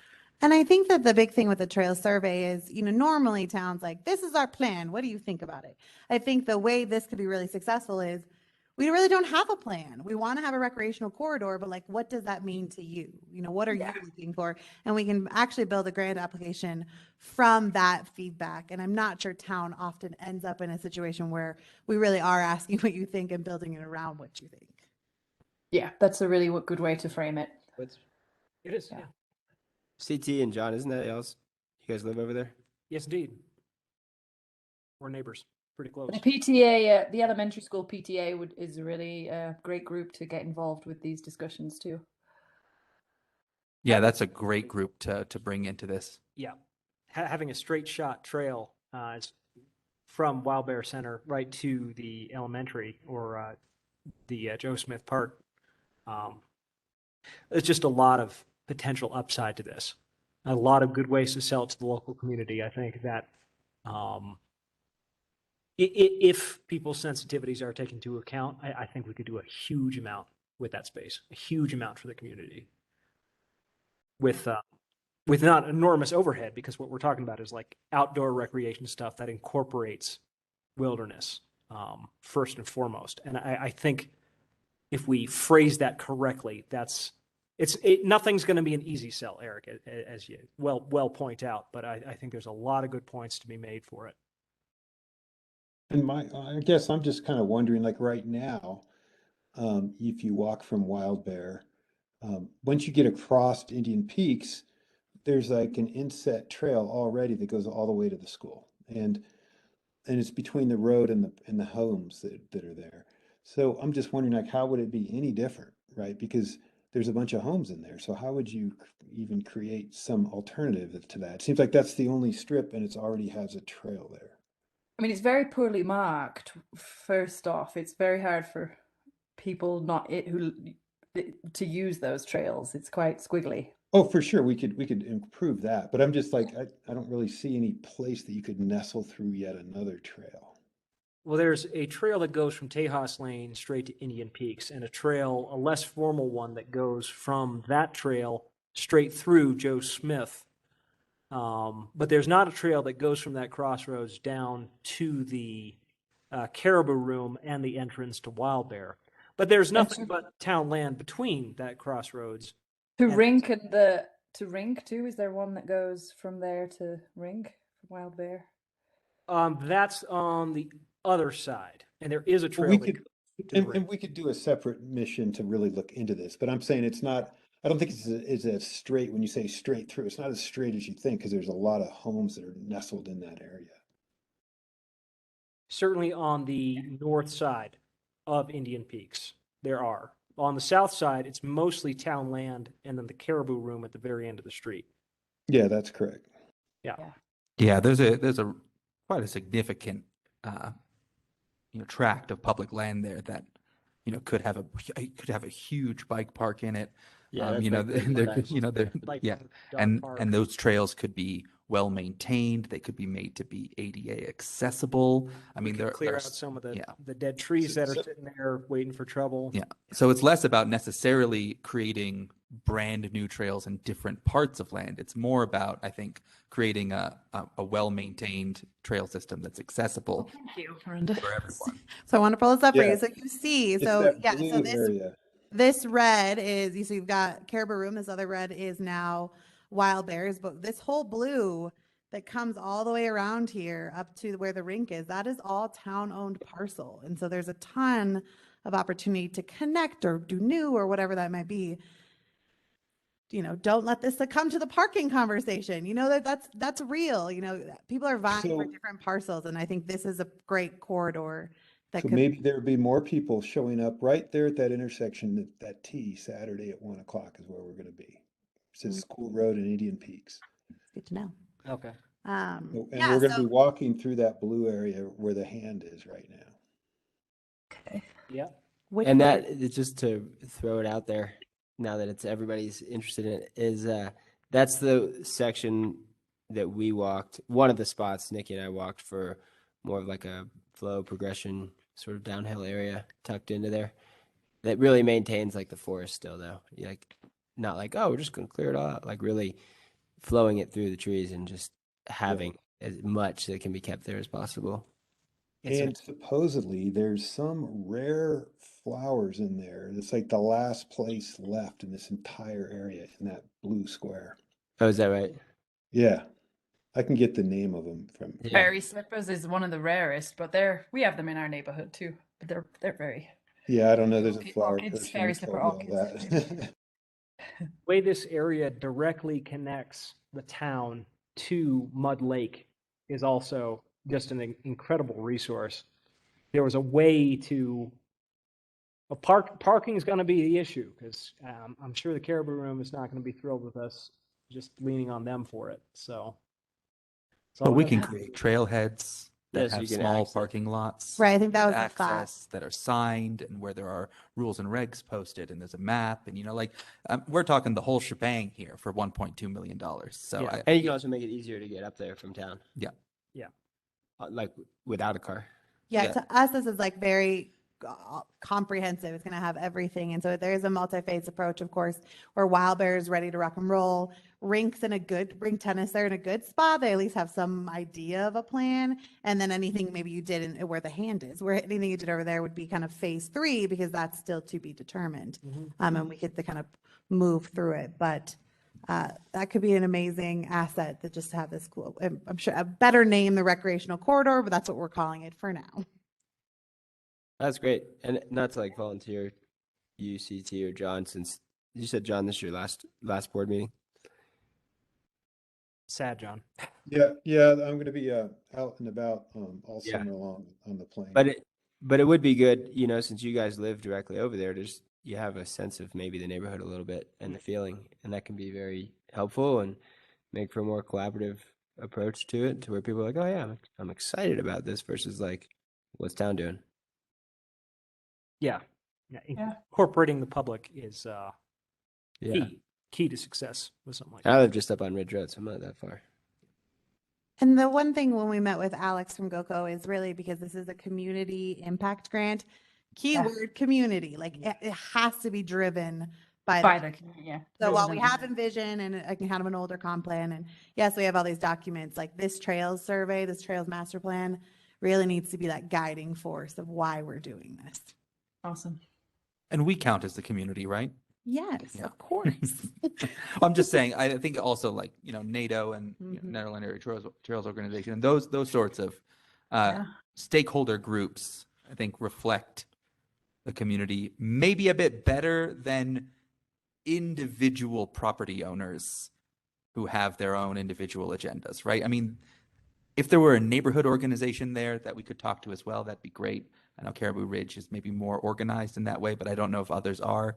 Let me chime in for a second. Nikki, do you mind sharing, if you feel comfortable with it, what you talked about with me in this lot when we were up there, that you had folks on one of the sides there saying, hey, we'd love to see something? Yeah. And correct me if that's wrong.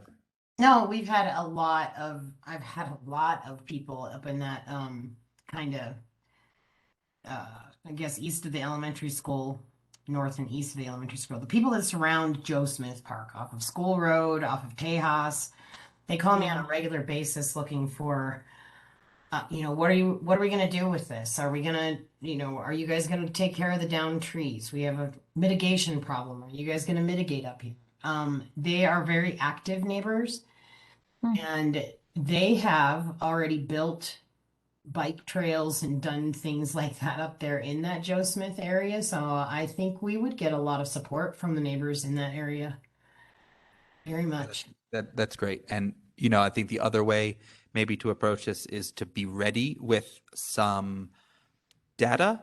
If town staff could find a way to maybe help us put together information on what the difference might be between unmaintained public lands versus maintained public lands when it comes to, let's say, illegal use of the forest, because I know that is a concern. And so, it seems to me that if a place is mitigated, cleared, easily accessible, and has a healthy, vibrant sort of community of people in it, that we're actually potentially going to see less illegal use of the forest and more, appropriate use.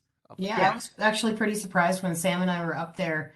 We did, Public Works did a lot of work up there in 2016, doing some fire mitigation. 2015, 2016, we did some fire mitigation work. From the road, it looks horrible. It looks like there are downed trees, and it just looks like a fire will start and never stop. But once you got up into the woods a little bit in there, it actually has held up pretty well. So if we can, clean up what we've got up there, people are going to be amazed at what a beautiful piece of land that is. It really is gorgeous. It's not uncommon to see people head up there that just jog on the regular, find themselves with a tree across their paths, and bring a chainsaw and take care of things themselves. There's a lot of volunteer impetus to maintain what's there, even though it's not on the books. Like, you can't see it right there, but the corner lot on Tejas, there's a line that goes straight up through there to Indian Peaks, and another that goes kind of right from the very center of that public lot through the Joe Smith and down to the road. And people take pretty decent care of it. Yeah. I actually had this past Christmas. There was a neighbor that lives kind of on the corner of Indian Peaks and School Road, called the police because one of the neighbors that came up off of Tejas was cutting the top off of a downed tree for his Christmas tree. And the neighbor across the way saw him coming with a chainsaw and called the police. Our poor Eric had to, and I came up and said, "Great, let me help you cut it." So you have the greatest stories. That's awesome and horrible. Yeah. Yeah, I appreciate when people, take care of lands that I want people to be stewards of what is theirs if they can. I Yeah. prefer that we do it ourselves, really, but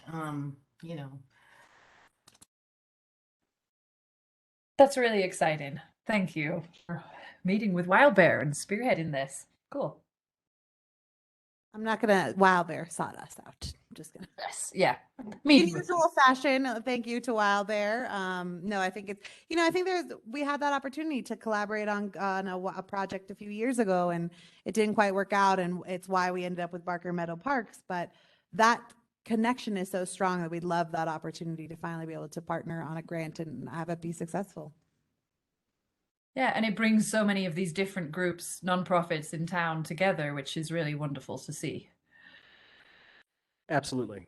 Although I will say every time I hear someone mention NATO, my first thought is, what does the North Atlantic Treaty Association I know. have to do with getting this done? Do we really have to clear this thing at that level? They said, yeah, they want bike parks. We had them Okay. walk it with us. Well, I expect a strategic strike and lots of forces to help us clear the barbed wire. They said they would pitch in and make it happen. That's good. Yeah. That's good. Yeah, now that Finland's joining. All right, they know how it is. Well, the other thing to point out, though, is that town did make a very significant contribution to Wild Bear's development. Yes. And it just goes to show that this sort of thing pays off in the end, Absolutely. right? Like that goodwill is worth something, and it translates into real potential for improvement for all residents. So it was a lot of hard work and a lot of hard conversations to get it to that point, but we got it to that point where we were able to give them many hundreds of thousands of dollars worth of tap fees and stuff completely waived, and that's gonna pay off. Just want that on the record. Much to the benefit of our community's children and our long-term development. Yeah, good point, Eric. Thank you. Well done. Anything else on this? I mean, So our intention was to reconnect with Wild Bear maybe in June when we we had some at least preliminary information from trails, and so we then talked to them about the thought of how do we pull together the recreational corridor? What is that actually? Because right now it's just kind of an abstract conversation, but start to get working on that grant June, July, for ideally an end of year submission. Yeah. I So think a who? February submission would be that bad either, though. Right. So I think we'd love to be a little ambitious, but that gives us that wiggle room. Whereas we didn't want to shoot for February and then lose the opportunity. So that gives us that extra space. And then we have seen before where that was what happened with Barker Meadow Park, where we applied in October, didn't get it, got feedback on how to scale it back, submitted again in February, and then we're awarded. We also like that opportunity. Yeah. This is another matter related to the same piece of property that I just wanted to make sure I touched on. The sign for the Joe Smith Memorial Park seems to be missing. It's not missing. You're going to see it come back. Both the Joe Smith and Tom Riley signs are down. They have been they're the same signs, but we polished them and they are gorgeous. I cannot wait for you to see them. Don't be sad. They're coming back. Wonderful. It was a topic of conversation amid some of the neighbors. Well, like, did someone make off with the sign? Did someone have something against Joe Smith? Yes, we did. We did make off with the sign. And so when you see that, take note, we'll be making a lot of those types of signs for all of our little pocket parks around town. Angel Park, Tilden Park, Big Springs Park. That's kind of the sign that Public Works is using. So I cannot wait for you to see them. They are so beautiful. I'm so proud of my team. That is wonderful. Thank you so much, Nikki. That solves that little mystery. Yep. Very cool. Thank you, Nikki. So I guess we can expect to talk about this next month also. Yep. Fantastic. Is there going to be a subcommittee then? I guess like with NATO and Wild Bear and Rink and Skate and PROSAB? I feel like let's get the trails master plan survey outreach. Do that first, and then we'll think about that in maybe 2 months. Yep. Sounds good.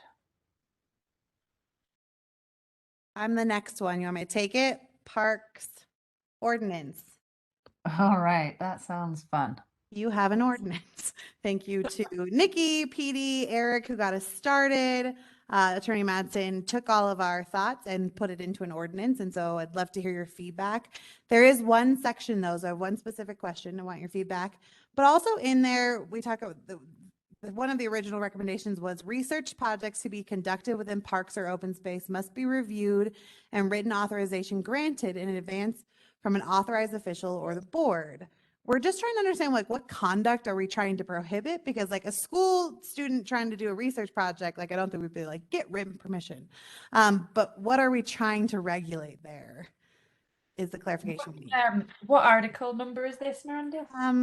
Sorry, I closed it. I mean, I'd be fine with just striking that entirely. I'm not sure it's. It sounds. Actually, you know what? We didn't put it in here because we were so confused that we didn't even add it in here. I mean, But it comes from Boulder County. right. So in the original document, there was some language about that, to Eric's point, came from Boulder County. We didn't put it in here because it just seemed odd that Nederland would go through that process of like, you need approval to do your research project here. Yeah, I agree.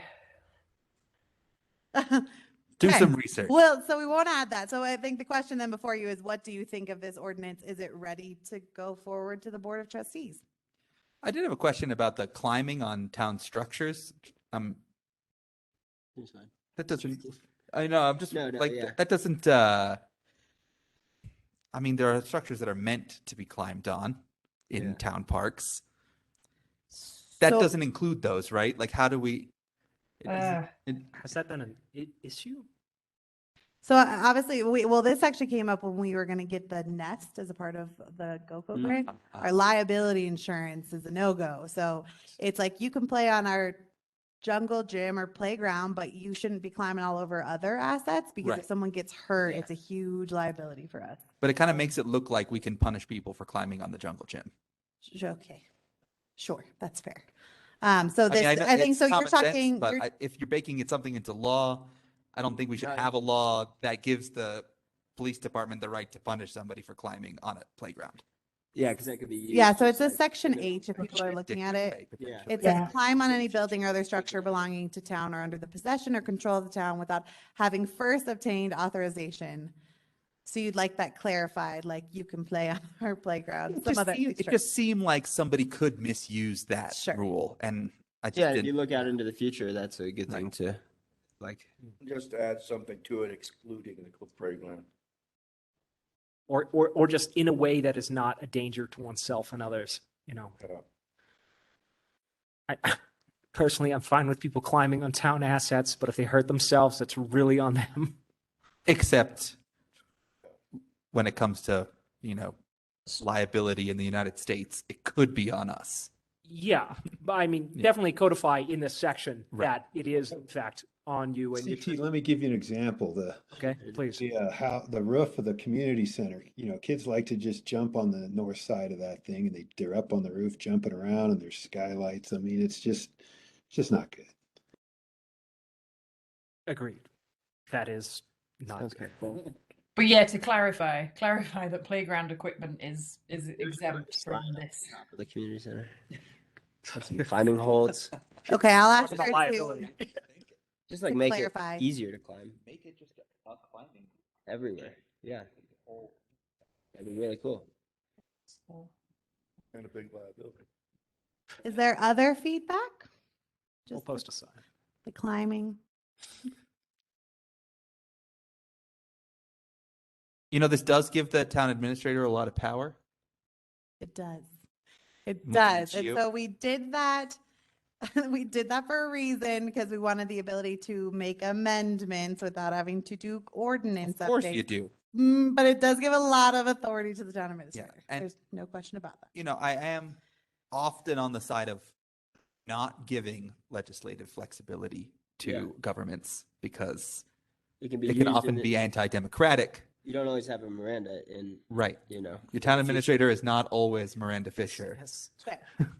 Yeah, no, that is, and that actually Attorney Madsen does note that in here. She says she did a general regulations that combine a lot of smaller paragraphs and then added that language. Happy to take it out? I mean, I think however you feel. Given the size of the town at this juncture, I think that's appropriate. To take it out or to leave it in? To leave it in. We need to stay a little bit agile. I don't think this crosses the bar of autocracy. Slippery slope. But I agree, and it's small enough that if it really wasn't liked, there's just enough people that could basically just say, no, we don't like this, and it would be heard. And can we add just a provision that requires the TA to notify the BOT of any changes so that it is in a public forum whenever it happens? Some kind of public. Yeah. And that, because the BOT always retains the authority to bar that from happening. So as long as they know. What were you saying, Chris? Right. That's what I was going to say. Yeah. It's a good point. Okay. Because it is really one of those things you got to It like. isn't just one entity, that there's more to be answered. Right. Yeah. And I think we do need to think ahead into the future of, not the future we have here, but the future that we see the negatives that could occur with it. Yeah. So I think as long as at a public meeting, the BOT is informed. Yeah, hey, publicly we closed noticed. this trail because of this and that and the other. And then the BOT can be like, thanks for the update. Okay. Or hold on a minute. We have to We don't want intervene. this to happen. No. Yeah, In the case fair. of Yeah. I mean, but I just that's think the- back to like high school social studies, and thinking about learning about government and civics and things like that, then it makes sense that we want to have that balance. Look at that. Our education system didn't fail at least one person. Yeah. all right. Just one. Well, I'm also in favor of climbing all over the buildings, so. Yes, well, we can add that. I think that's a great idea. Do you want to see this again? Do you want to? I mean, it won't go for the board on May 3rd and maybe not May 17th. Those are really packed agendas. It's probably not going to go before the board until June. I'm happy to bring it back to PROSAB with that change one more time. I mean, I feel like I could make a motion right now that includes the changes. Okay. Yeah. So Yeah. I would motion that PROSAB approve, or not approve. Sorry. I would motion that PROSAB recommend passage of this It'll be this park rules 8/27. ordinance, which will be 8/27, to the Board of Trustees, with the changes that the provisions regarding research requiring town administrator approval are stricken, and that the town administrator is required to notify the BOT at the next board meeting of any changes to parks, rules, or regulations made. That's well considered. Yes. Second? Was that a question or a second? That's I don't. Would someone like to second? Second. I'll second. Okay, great. Thank you, Eric. And was that Chris. TT? Chris? Thank you, Chris. Okay.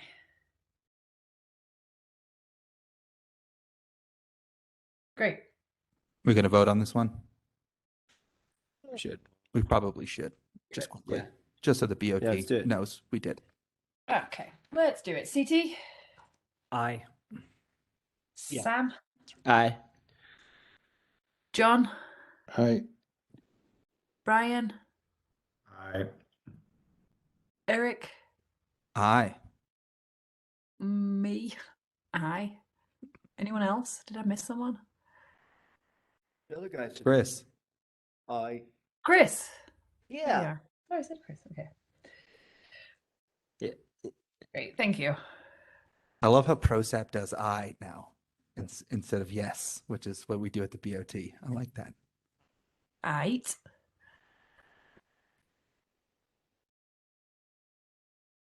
Perfect. All right. So that is parks regulations. Thank you very much for all your hard work with that, Eric and Miranda and Jennifer too on that. Thank you. Thank you all. Miranda, thanks for ceding some of the power too. Yeah, no problem. Happy to. Yeah, good catch. Just it helps. PR. All right, project updates. We have Riddles, I'll try to keep it quick for our All right, board Nikki, thank you so much. Yep, try to keep it quick.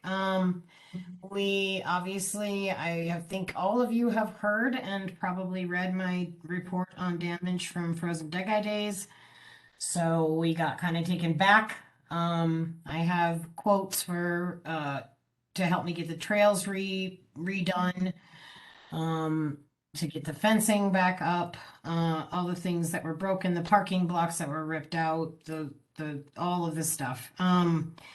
So hopefully we'll get that back on track before the 1st of June. I have a very large order of the benches and tables. Everything takes so long right now with supply and the supply chain being incredibly delayed. I ordered the tables and benches and things back in, I can't remember, end of February, and they're coming at the end of May. And then the playground equipment that I'm not sure if all of you saw it, but I know Jesse said that you guys were in favor of the musical percussion playground equipment. That PO is currently with Town Hall and will be sent off to churches. And hopefully we'll have that order in soon. It's a $20,000 worth of musical playground equipment for the art. I had a meeting with Robbie this week from Boulder, the city of Boulder, regarding the IGA and those types of and what we're doing with the city of Boulder land. And I told Robbie we're not doing anything with the city of Boulder land until we have the IGA in place. IGA is with our attorney currently, should be back to, I think Miranda, will it be back to you? Either way, it will be to the city of Boulder, hopefully within the next couple of weeks. City of Boulder will take several months to agree to the IGA. When it looks like they are about to agree to the IGA, Robbie said they then will put in the order for the bathrooms. It will take another several months to get the bathrooms. Where the bathroom component probably won't come in until after the GoCo grant deadline is. So, you know, hopefully not, but yeah, we are heavily delayed due to the IGA.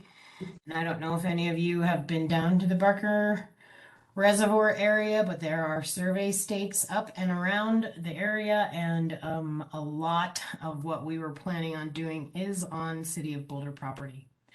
So that was kind of disheartening for me.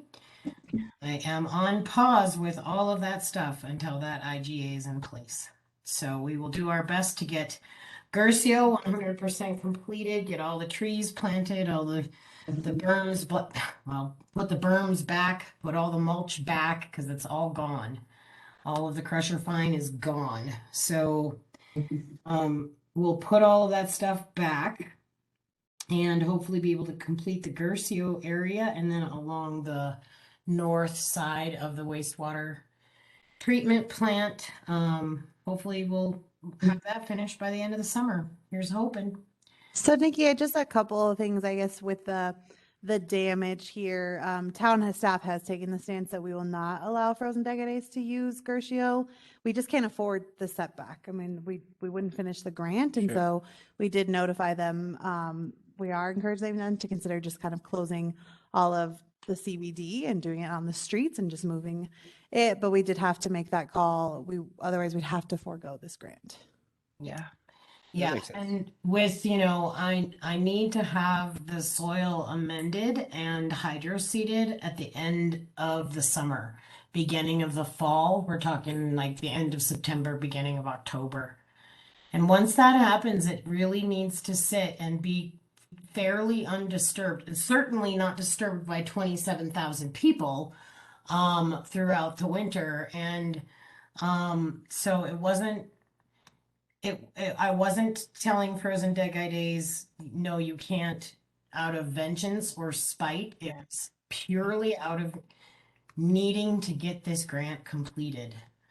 So hopefully they can agree to that. But yeah, we took a real hit, and I will be I will be really happy when the grant is completed, and very hopeful that I can get it in on with the, the timeline intact. So Well, Nikki, the bathrooms weren't tied to the grant. I mean, I think we just correct. we had put in the narrative. So the nice thing is that wouldn't like preclude us from like closing it. It's just not. Right. It is the trails that are Ideal, that we yeah. had put on the east side, the Mhm. trails that are kind of along the shoreline of the reservoir, that all That is is. City of Boulder property. So it pretty much City of Boulder, where the survey stakes are now, it looks like the City of Boulder property goes right up to the, I guess you would say, the crest of the performance space, or that amphitheater area. Yeah, it's actually a little bit more than I thought it was going to be. It goes over the trail that's already existing, not to the trail. So yeah, but we're gonna do our best. We're gonna get as much as we can. I got 125 trees and a lot of bushes. I've got a lot of volunteers that are willing to help plant those trees. I've got some companies that are willing to help us, try and speedy things up a little bit. Jesse Severs has offered some of his company's time. Another guy that does some fencing, Tom, he's offered to help his company. Alan Ty actually works for Tom, and Ty was the one who said, "Hey, we'll come in and help you get those fences repaired." And so, I've got people that are willing to help, and that's wonderful. But yeah, I took a hit. It made me sad. Yeah. But I'll get over it. It is what it is. So that's where we're at with that. Yeah, that's a setback. Yeah. Were when I was down there, I noticed that there were very few areas where any attempt was made at ground cover. No, they didn't attempt it at all. Right. I mean, there was like a little pile of straw. And right? straw was something that I asked them not to use as well, because that straw was full of weeds. Yeah, So- of course it was. Yeah. So yeah, that was disappointing because they did say that they were going to do that. Yeah. So- And I think that's one of our biggest challenges is we struggled with transparency, where it was a lot of like, yeah, we will. We created all these plans, and then none of the plans were executed, from parking to traffic to the mitigation. None of them were followed. Yeah. Well, No. if I can jump in and ask that question, what would we be doing to implement it or make sure that that does not happen again in the future? And can we actually sustain it in the future? There's definitely a year break for one thing, it sounds like. Had to plug in the computer. I was gonna die. We're gonna propose to the Board of Trustees that we no longer do deposits. We do license agreements with fees for failure to follow. Oh, yeah, that's good. That also gives the authority to question if they can be a reoccurring event. But right now, there's not a lot town can do. So we'd like to do license agreements instead, that are true license agreements, not kind of what we have right now. It seems like we want to facilitate, events and festivals and things. We want that, but they have to be good stewards along the way. Yeah. And one of the Yeah, go ahead, Nikki. One of the things that really frustrated with me was, they did, I can't count the dollar amount of damage that they did, not just to Gercio, but to my own heart. When I told them that we were keeping the deposit, Amanda, it was a pretty brutal meeting, and over again complained about the puddle that had formed on Gercio. And my argument to that was, you put 27,000 people in a construction zone. What did you expect to happen? It turned to mud. I don't know what else to tell you. So Well, it's not only that though, but they didn't make any efforts whatsoever to mitigate that on their end, right? And so this is the thing. We keep hearing this complaint that they're a professional organization or whatever, and the town is unprofessional, and that's the thing we don't understand as a town what it means to put on an event at this scale. And yet the result of the event, I think, reveals a lack of professionalism, not on the town's part, but on the part of the event organizers. And that's really, I think that we just have to be, what's really important is that we have documented this experience, that we know what happened and what didn't happen, and that it's not a he said, she said, town said, dead guy day said situation. There are some clear kind of facts about what happened this time around, and those facts are what we need to use to move forward.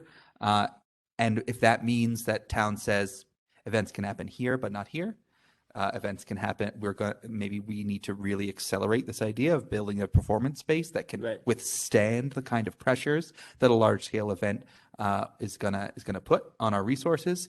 But either way, we need to know, and now I think we have a clearer idea. Like we predicted that this would happen, right? This is why the deposit was so high. It's not like we didn't know that this would happen. The key is that we had new town administration, new staff kind of working on this, and there was a lot of kind of nebulousness around the narrative of how all of this works. Now I think that is clarified. We know what happened. We are in a better place to make decisions in the future.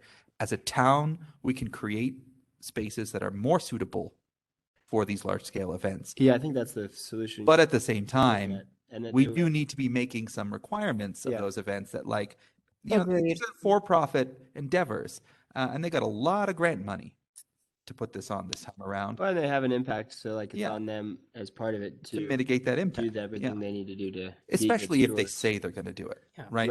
It's one thing to say well, we can't do this. It's not going to happen.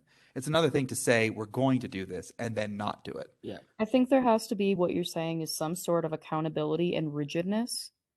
So with that responsibility and accountability, there also has to be that backing of follow through from where town as well as people within town say, you have to stick to this or it can't be done. I mean, for such a town that believes in being eco-friendly and sustainable, what is the sustainability for that type of event here anymore? Yeah. I do think it's possible. There has to be that rigid accountability, though, absolutely, as well as backing it for saying this just isn't going to fly and actually holding to it. I think the big thing is as town, and the event organizers may not feel this right now, but we've always said this, like, we're happy to explore other options. And there used to be an event, and Chris Perret will remember, is like, do you remember the half pipe? It was right outside the Pioneer Inn, and they like moved a bunch of snow, and it was done. Like, you could do the coffin races. I know it's not ideal, but there is a possibility of finding a way of just kind of taking over that town. I think we just need the event organizers to be open to thinking different than what's been done. I understand they have a site plan, but we're more than happy to work together. But we all know they are considering going elsewhere, and I'm not sure. We did issue a letter that kind of spells out exactly what happened, and from our take, and that we know that they're considering going elsewhere, and they need to take into consideration all the challenges we faced when deciding if Nederland is the space that they want to come back to. Well, and I mean, I've been saying this now, I think, for quite a while, but a real, whatever you want to call it, license agreement or lease or whatever it is, that spells out what the penalties are for not doing what you say you're going to do, that is legally binding. Absolutely. Is important just regardless of who the event organizer is. This has nothing to do just kind of with Frozen Dead Guy Days or Amanda or Sarah or any individual person. Not personal, right? At all. This is just what a town should do. Yep. That's how you're responsible. That's what we like to do. And so that's, Nikki's also working on our large special event packet to update that. But that is one of the components is if you read so I did send you the license agreement, there were no penalties. It was like, we're going to keep your deposit. And the deposit is just like, doesn't even touch the damage. And so, and we know that was hard for them, but the work that Nikki's going to have to do is just, it doesn't even touch that deposit. And so we want them to understand that failure, and, I took over parking, and so I can only speak to parking. And I talked with even Chris Perret that day. It's like, they had all these components that just were not even attempted to be executed. And there was nothing I could do about it. And we almost got to a point where we were about to start towing cars like crazy. And we never want to be in that situation. And so we want to be able to have some authority to say, like, you failed to follow all these different plans that you had set. And I don't think that we should have super high deposits that are restrictive of events that will be good stewards, right? We should have low deposits and low fees with strict license agreements that don't allow too much wiggle room for not following through on the plans. Because I think we want to encourage that kind of Absolutely. business in general to take place here. Yeah. And yeah, it's just fostering responsible partnerships. It's not controversial. So yeah, even despite the way that this went, I just went on to speak for myself, I am pro Frozen Dead Guy Days in Netherlands, right? Absolutely. And I'm probably going to be pro most Netherlands events that at that scale. It just needs to be done right. If we were able to absorb costs easier, we might be able to take a more lax stance to that kind of thing. But our budgets are tight. Our population is small. We have to do things. But we have other ways that we can actually help financially, right? So one of the ideas that has been floated around that I personally really like is allocating a certain amount in the PD's budget for helping to manage these events, because our police department has to do that, and not making those event organizers incur those costs. They're built into town's budget, right? So that I think could be a really a goodwill gesture to say, we know that we're asking you to do a lot, but we can provide X amount towards mitigating that as long as you don't destroy town lands, right? Like that's really the issue. Pretty reasonable. Right. So we do charge for police services, and that was probably one of the largest bills that they received. Not nearly as large as what was quoted, but it was still. And so I think, and then you also have the DDA. The DDA is very open to paying for parking and traffic. Like official companies to come in. And so I just think, it was tough. This was a tough end to this festival, was kind of the way our letter to them. But we really do, and I know Nikki feels this way, and so I don't want to speak for you, Nikki, but Nikki is so pro festival, so pro event, like wants Nederland to be the place where you have your event, but also take care of our assets, take care of our spaces, so that we don't have to do all that work correcting damage. Well said, Miranda. I'm very well said. I want the events to come back. I hope to, really promote our parks department by bringing in these events and hopefully bringing back NedFest and carrying on with Frozen Dead Guy Days just correctly. So yeah, doing all this work to make an event-friendly space was one of the main goals too of this whole project. So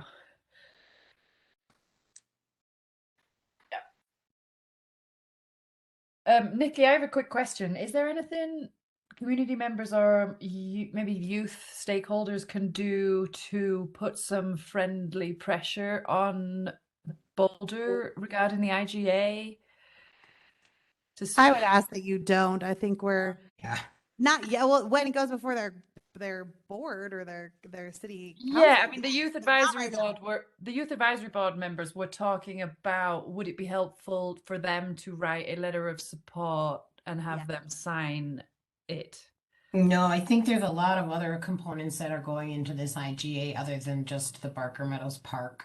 Yeah. So I wouldn't want to jeopardize any relationship that we have going on. So far, so good. It was a good meeting. Pretty good meeting with Robbie. We had another board member that came and kind of got off topic, and Robbie was a little taken aback by that. But it's in the works, and yep. I think letters of support would be good. I think I can only speak for myself. I feel like when I went into the IGA, I had to repair the relationship and work really hard to repair that relationship. And so I think we're still in this delicate space. And so I just want to make sure that as we get through the work with their staff, that's really just left to really me, and I'll bring in Nikki. But when it goes to the council, fair game, in my opinion. But until we get there. Okay. Yeah, they were voicing their support and trying to ask kind of what they could do to kind of keep moving the rest of the project forward. And they were also interested in the trail around the north side of Barker, which is an ongoing discussion. Yeah. All private property. Yeah. Yeah. See, I like weaves in and out of like CDOT and county and city and Excel. Yeah. There's so much that's a tough one. I It do is. think that we would be much better served to focus on a Big Springs neighborhood trail rather than a North Shore trail specifically. And to me, that's Lakeview up to Big Springs Drive, Oh, next yeah. to Big Springs Drive up to where the connector is to Blue Dot.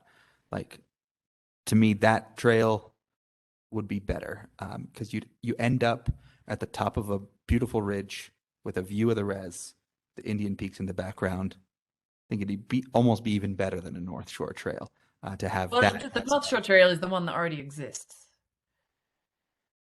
Just the one that goes to the dam and back. I think it just where I would guess maybe I would is that's so much collaboration and none of that touches town. Is that something that No, exactly. wants towns to invest their time in? I think that's a lot of town staff time. And is that the right focus for town staff when it doesn't have anything to do with us? Right, that's what I'm saying. Like, Yeah. when there is one that could have something to do with us, that would actually serve one of our neighborhoods, that's where I would like to see the effort and energy going into. Sure. Yeah. Because there's really not much we can do about No. the Shore Trail. Yeah, that's what we were explaining to them. Yeah. I mean, I highly suggest that they go down to Boulder City Council and complain about it, because City Council down there is pretty used to complaints, and but maybe not so much from That's what, yeah, exactly. There's really very impacted little that can be done on this constituents. end. Yeah. Yeah. They don't hear from us a lot, so it might be nice if Are there meetings that we they could did that. attend? Oh yeah, they have meetings just like our Yeah. BOT Yeah. meetings, you know. Would it They- make sense to be down there from a collaboration standpoint? Yeah, Do you we know? could sign up for public comment and all be down there and say, you guys are derelict in your duty of maintaining this trail. Fix it. Yeah. We're part of the county. One of the things that was said was don't necessarily City of Boulder, City of but- Boulder, Or City of not Boulder, Boulder County. yeah. shutting it down. They'll end up shutting it down somehow. That's I'll bet what they will threaten us with. Maybe, I think that shutting it down is much more something that staff will threaten us with. Yeah. I'm not sure that their elected officials will look too good if they go around threatening to shut down trails. No. So Right. that's where I think the pressure needs to be put. I don't have a lot of faith with staff to staff collaborations with the city of Boulder. You know, and so I think that going right above their heads, going straight to city council, Yeah. and saying, "Hey, now, you know, you guys are derelict in a duty, and it's something that you could easily solve." Yeah, that's a good idea. That was actually something that was said by one of our board members to the city of Boulder. Tanya Corverlane, when she came to that meeting, said to Robbie, well, then shut the trail down. So, yeah. Yeah. Well, that's why we need to not talk to staff. Thank you. That's useful. You know, and I've had, there's people on city council that I have helped get to city council. So, I mean, there's, you know, it's a different situation. It's a different relationship when it's coming from appointed and elected officials to appointed and elected officials than what's coming from harried staff member to harried staff member, right? It's just a different conversation that happens. And I think it could be. Yeah, I mean, what some of these youth were asking is what they can do to try and urge that trail be better maintained. So that's Sign up for public comment at a Boulder City Council meeting. I think that'd be even better than anything else. Yeah, that's fantastic. Thank you. Get it out in the public. Yeah. It's just the way to go. Yeah. Directly from, especially from teenagers and the youth. So Yeah, exactly. okay. Anything else on Barker Meadows, Nikki? I mean, I guess we have the signage is going forwards. Oh, sure. Yep. Looks good. Yep. Yep. Yeah. The dog waste receptacles coming in too. They're already in. Yep. Everything's in or coming. All of the big pieces and things that are either in or coming. So yeah, we're ready to rock and roll. Unfortunately, our staff situation is kind of limited, and we have projects for paving all through the month of May, and then starting in the month of June, we'll be hitting Gercio really hard. So I guess we just maybe could we get some dates from you where we could help facilitate volunteer days with any of these specific projects? yeah, I'm actually leaving on vacation, like now. I was on vacation today, but I am, when I get back, we'll start putting some stuff together. I'm hopeful that at town cleanup day, I'll have the list there to start having people sign up. And then I've also already talked to some other groups and organizations that are sending groups up to help me certain days during the months of June and July. So town cleanup day, June 4th, that's the day that I plan on, at least by then, having my list of dates that I need volunteers for plantings and for other various things. Great. And we are there for you and help get the word out and volunteer ourselves. Thank you. You're here. Okay. Should we move on? We got Ned Rink, MTPA. Mountain Tennis Pickleball Association. Pickleball Association, yeah. Do you want me to take this super fast? Yeah, sure. Go ahead. Take it super fast. So we met, rink season is ended. So then Nikki and team are converting to tennis pickleball. What some of the, I guess, recent updates about finances. We have made the decision, as odd as it is, that we want them to keep their finances for this year because A, Nikki doesn't have a budget, and to allow them to be the fundraising arms of rink and tennis. And so Nikki won't, when we head into budget season, there will be no funds to put in, like to roll over from 2022 to 2023, but instead we'll at least know effective January 1, we'll take it over, we'll charge the memberships, we'll start to collect those funds and we'll know how much to budget for. But I think maybe some people thought that we were going to acquire the money. We just decided that was not in our best interest. We need them to be in possession of those funds so they can be the match. So Nikki, of course, will learn the ins and outs of all things tennis, pickleball, how to run those facilities, and then we'll work out the agreement with the community center. But that's just kind of a quick financial update there. But that was always the plan, right?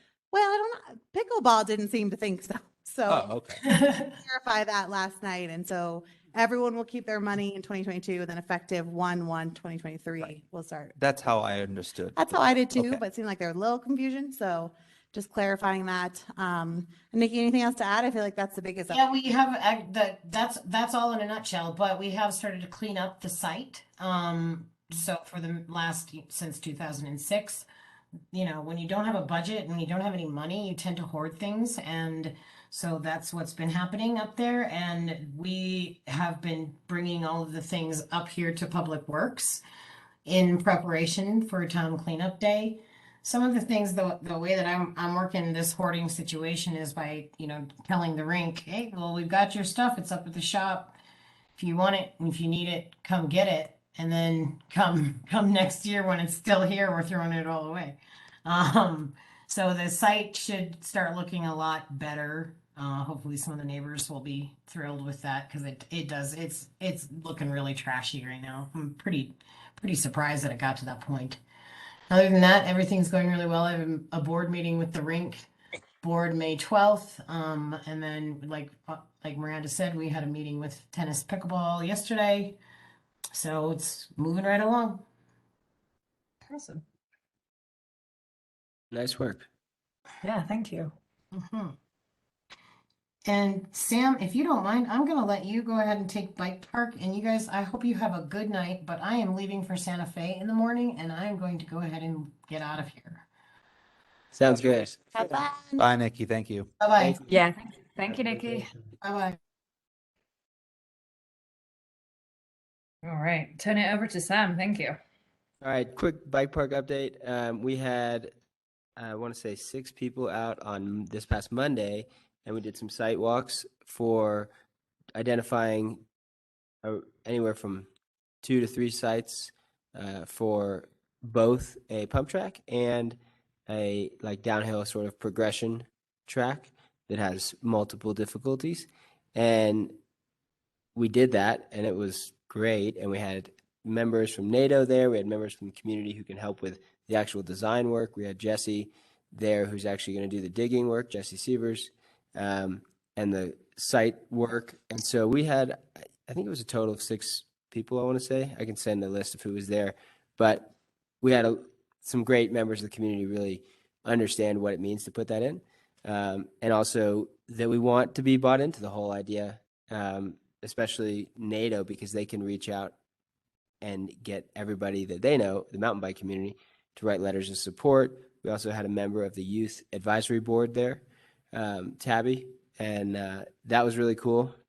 And so they're going to reach out and write letters of support once we're a little more firmed up with the details, so that so it can actually be in support of something that people know what it is. And then one of the super obvious sort of options that we had talked about a little bit earlier here in this meeting was putting the pump track in Chipeta Park.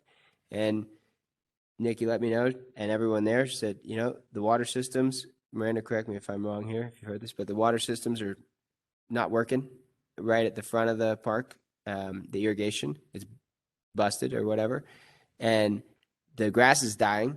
So it'd be great to put a pump track in. It solves 2 problems. And then the other one is up at that Joe Smith is one of like the primo sites, I think, that we've identified, and we'll put the other ones on a map so everybody can look at them. And then we'll get those on a map.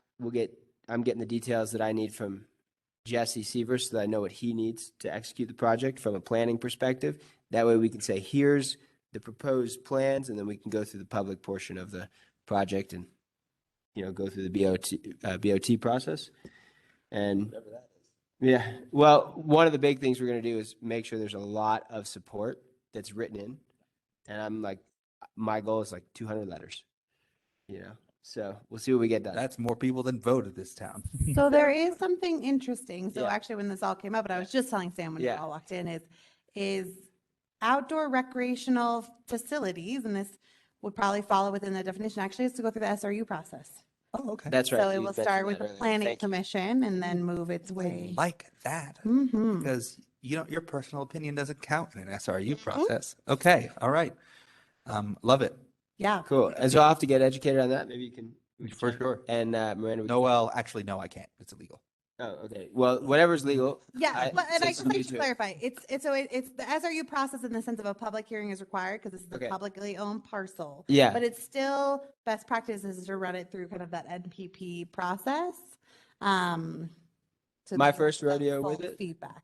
My first rodeo with it, so I'll get with you, Miranda. Is that the best course of action Yeah. to understand the process and make Yep. sure that we're doing it the right way? But can I ask, am I? You are allowed. So I'm sorry. I was looking at all the R's and I was like, wait a minute. So it's a yes with a note that Okay. says there must be a public hearing, but it's not considered a quasi judicial matter Okay. because it is not an SRU. Okay. Technically, it is a public process Okay. that there's going to still have to go through. So what we would follow is the NPP instead. So SAB, Planning Commission, DDA, Youth, Great. and then all that feedback goes to the board and they vote to Because I was approve. going to say, then I can't attend Right. PROSAB meetings No, where you this is can't. talked about Mm. if it were quasi Yeah. judicial. So Town can't issue any building permits unless it's gone through the public hearing process. gotcha. What's the issue with the irrigation down at Sarah? So it's not working correctly, and then just from financial means, we haven't had the finances to be able to fix it, and so it's just kind of dead over there. It's I'm a fair Bro- hand at repairing sprinkler systems. That's why I've talk with Nikki. I don't know the exact ins and outs. Okay. I know that if the finances though were the biggest deterrent in being able to fix that. I've got a lot of gear for irrigation systems, so just as a coincidence, I mean, cool. I might take a crack at it. But Sam, Make sure to mention that too. what you just described is like, it warms my heart. Like, this is exactly the way we need to be going about these kinds of projects. Thanks. I mean, maybe it might be that the BOT is the most dysfunctional board in town right now. And that we're all like, we're doing it here at this level. So I'm really Yeah. excited. I mean, it seems like everybody's stoked about it. We'll try and, we'll go through whatever process we need to do it right and get everybody excited. And Yeah, so we can run it through the MPP through May, so that would be the easiest. Put it on Okay. all the May agendas, and then you could bring it before the board in June. sounds great. Yeah. And I knew that there were options. I knew it. We just needed to do the work get on the ground and explore. Yeah. Yeah, we went and walked. Yeah. I've been on the ground like a handful of times Yeah. now. And here it comes. Yeah. Great. I want to ride these trails this summer.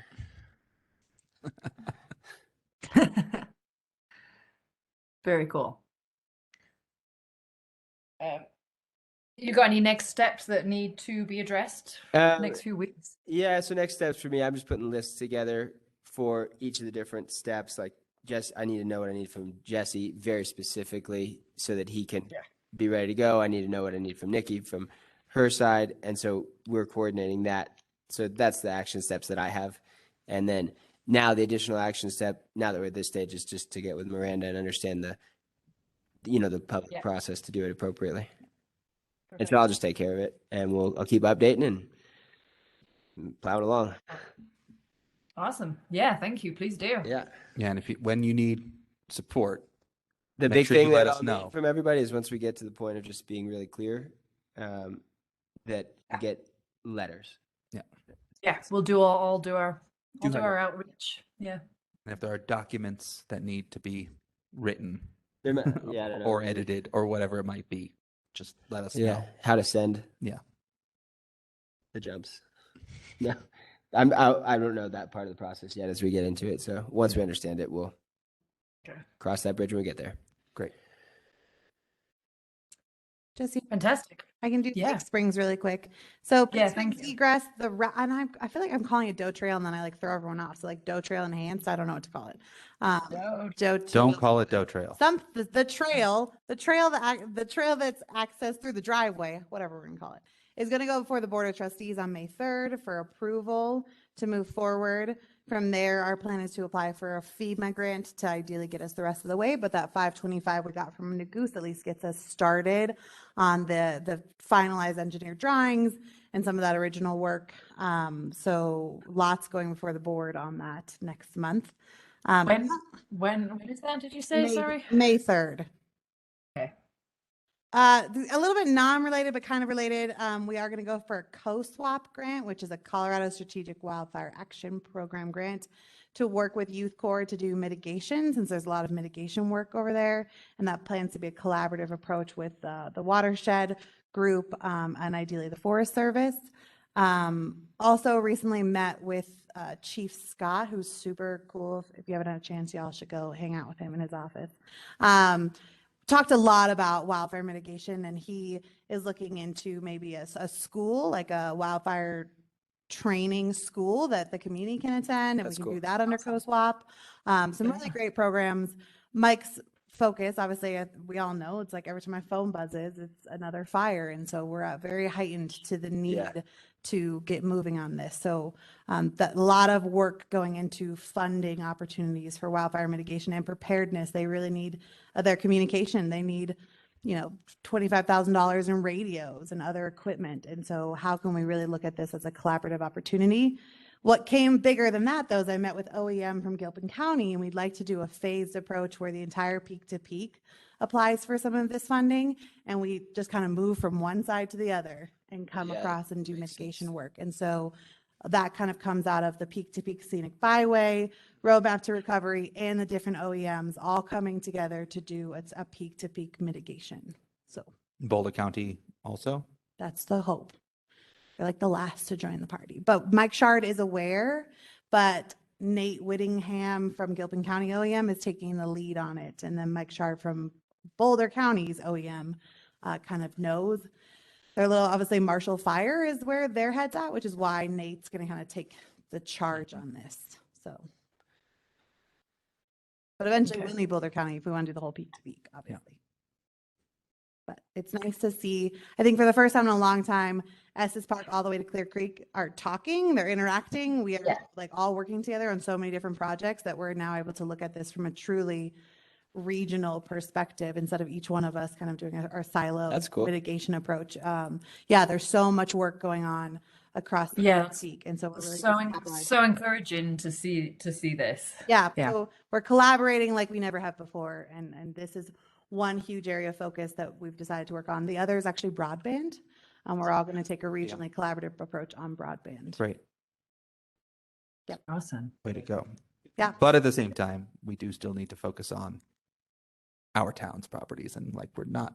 Yes. Like, it's not successful really until the entire town Everyone, yeah. is mitigated. Well, and that's a big thing, and a lot of Bike what we park talked about with Mike is like, Yeah. we keep trying to push everyone to mitigate their properties, but yet we haven't mitigated our own. Like, Right. we really have to put our money where our mouth is and just say like, look, here's all town-owned property. The Wingate property is a huge one we're about to acquire. If the first thing we do is mitigate it, I think that's going to go a long way. Yes. But we have to stop telling everyone to do it themselves and not do it ourselves.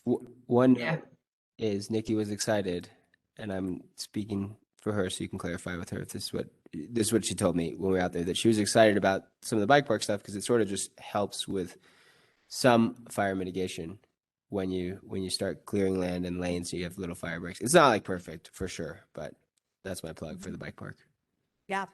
Yeah, I mean, I love Mike. If Mike has got some ideas about some kind of classes and planning and education about this, that's going to be huge.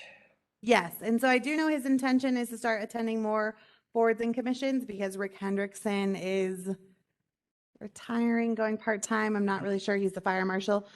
So Chief Scott plans to step in. And so I do think you'll have a chance to meet him at one of the future meetings. Yeah, and again, it would be great if those educational efforts dovetailed in some way with actual mitigation efforts, so that when we're doing mitigation training camp, we're doing it on a piece of public land and we're actually mitigating. Actually doing it, yeah.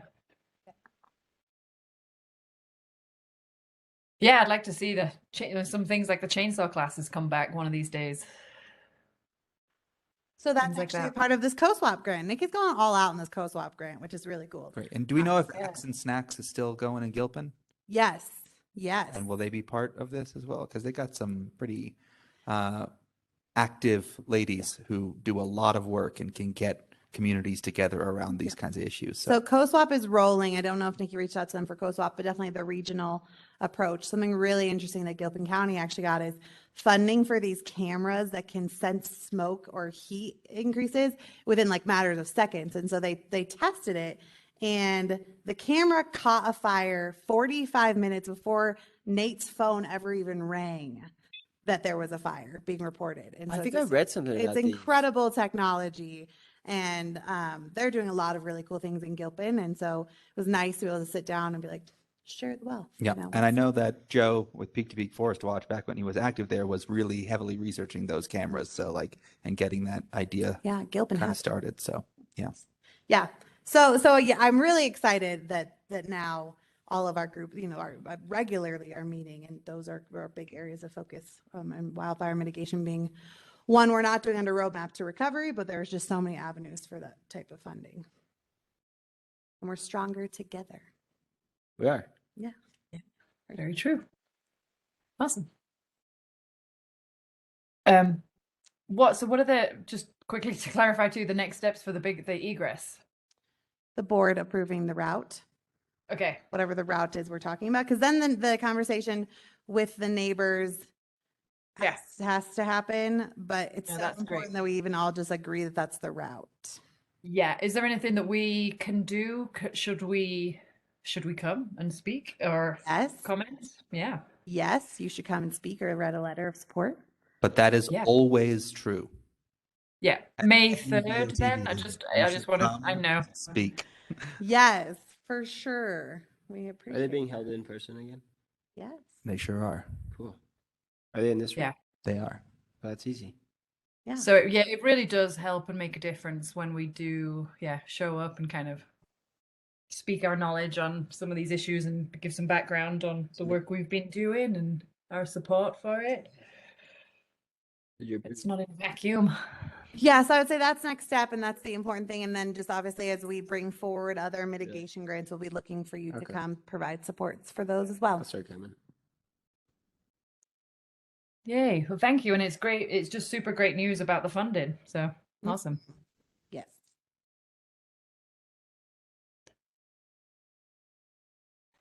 Anything else on this? Got a lot going on.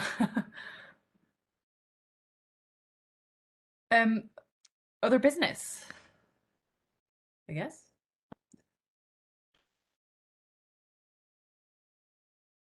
I cannot think of any other business. Motion to adjourn. Second. Yeah. Thank you very much. Yeah, Apologize for my technological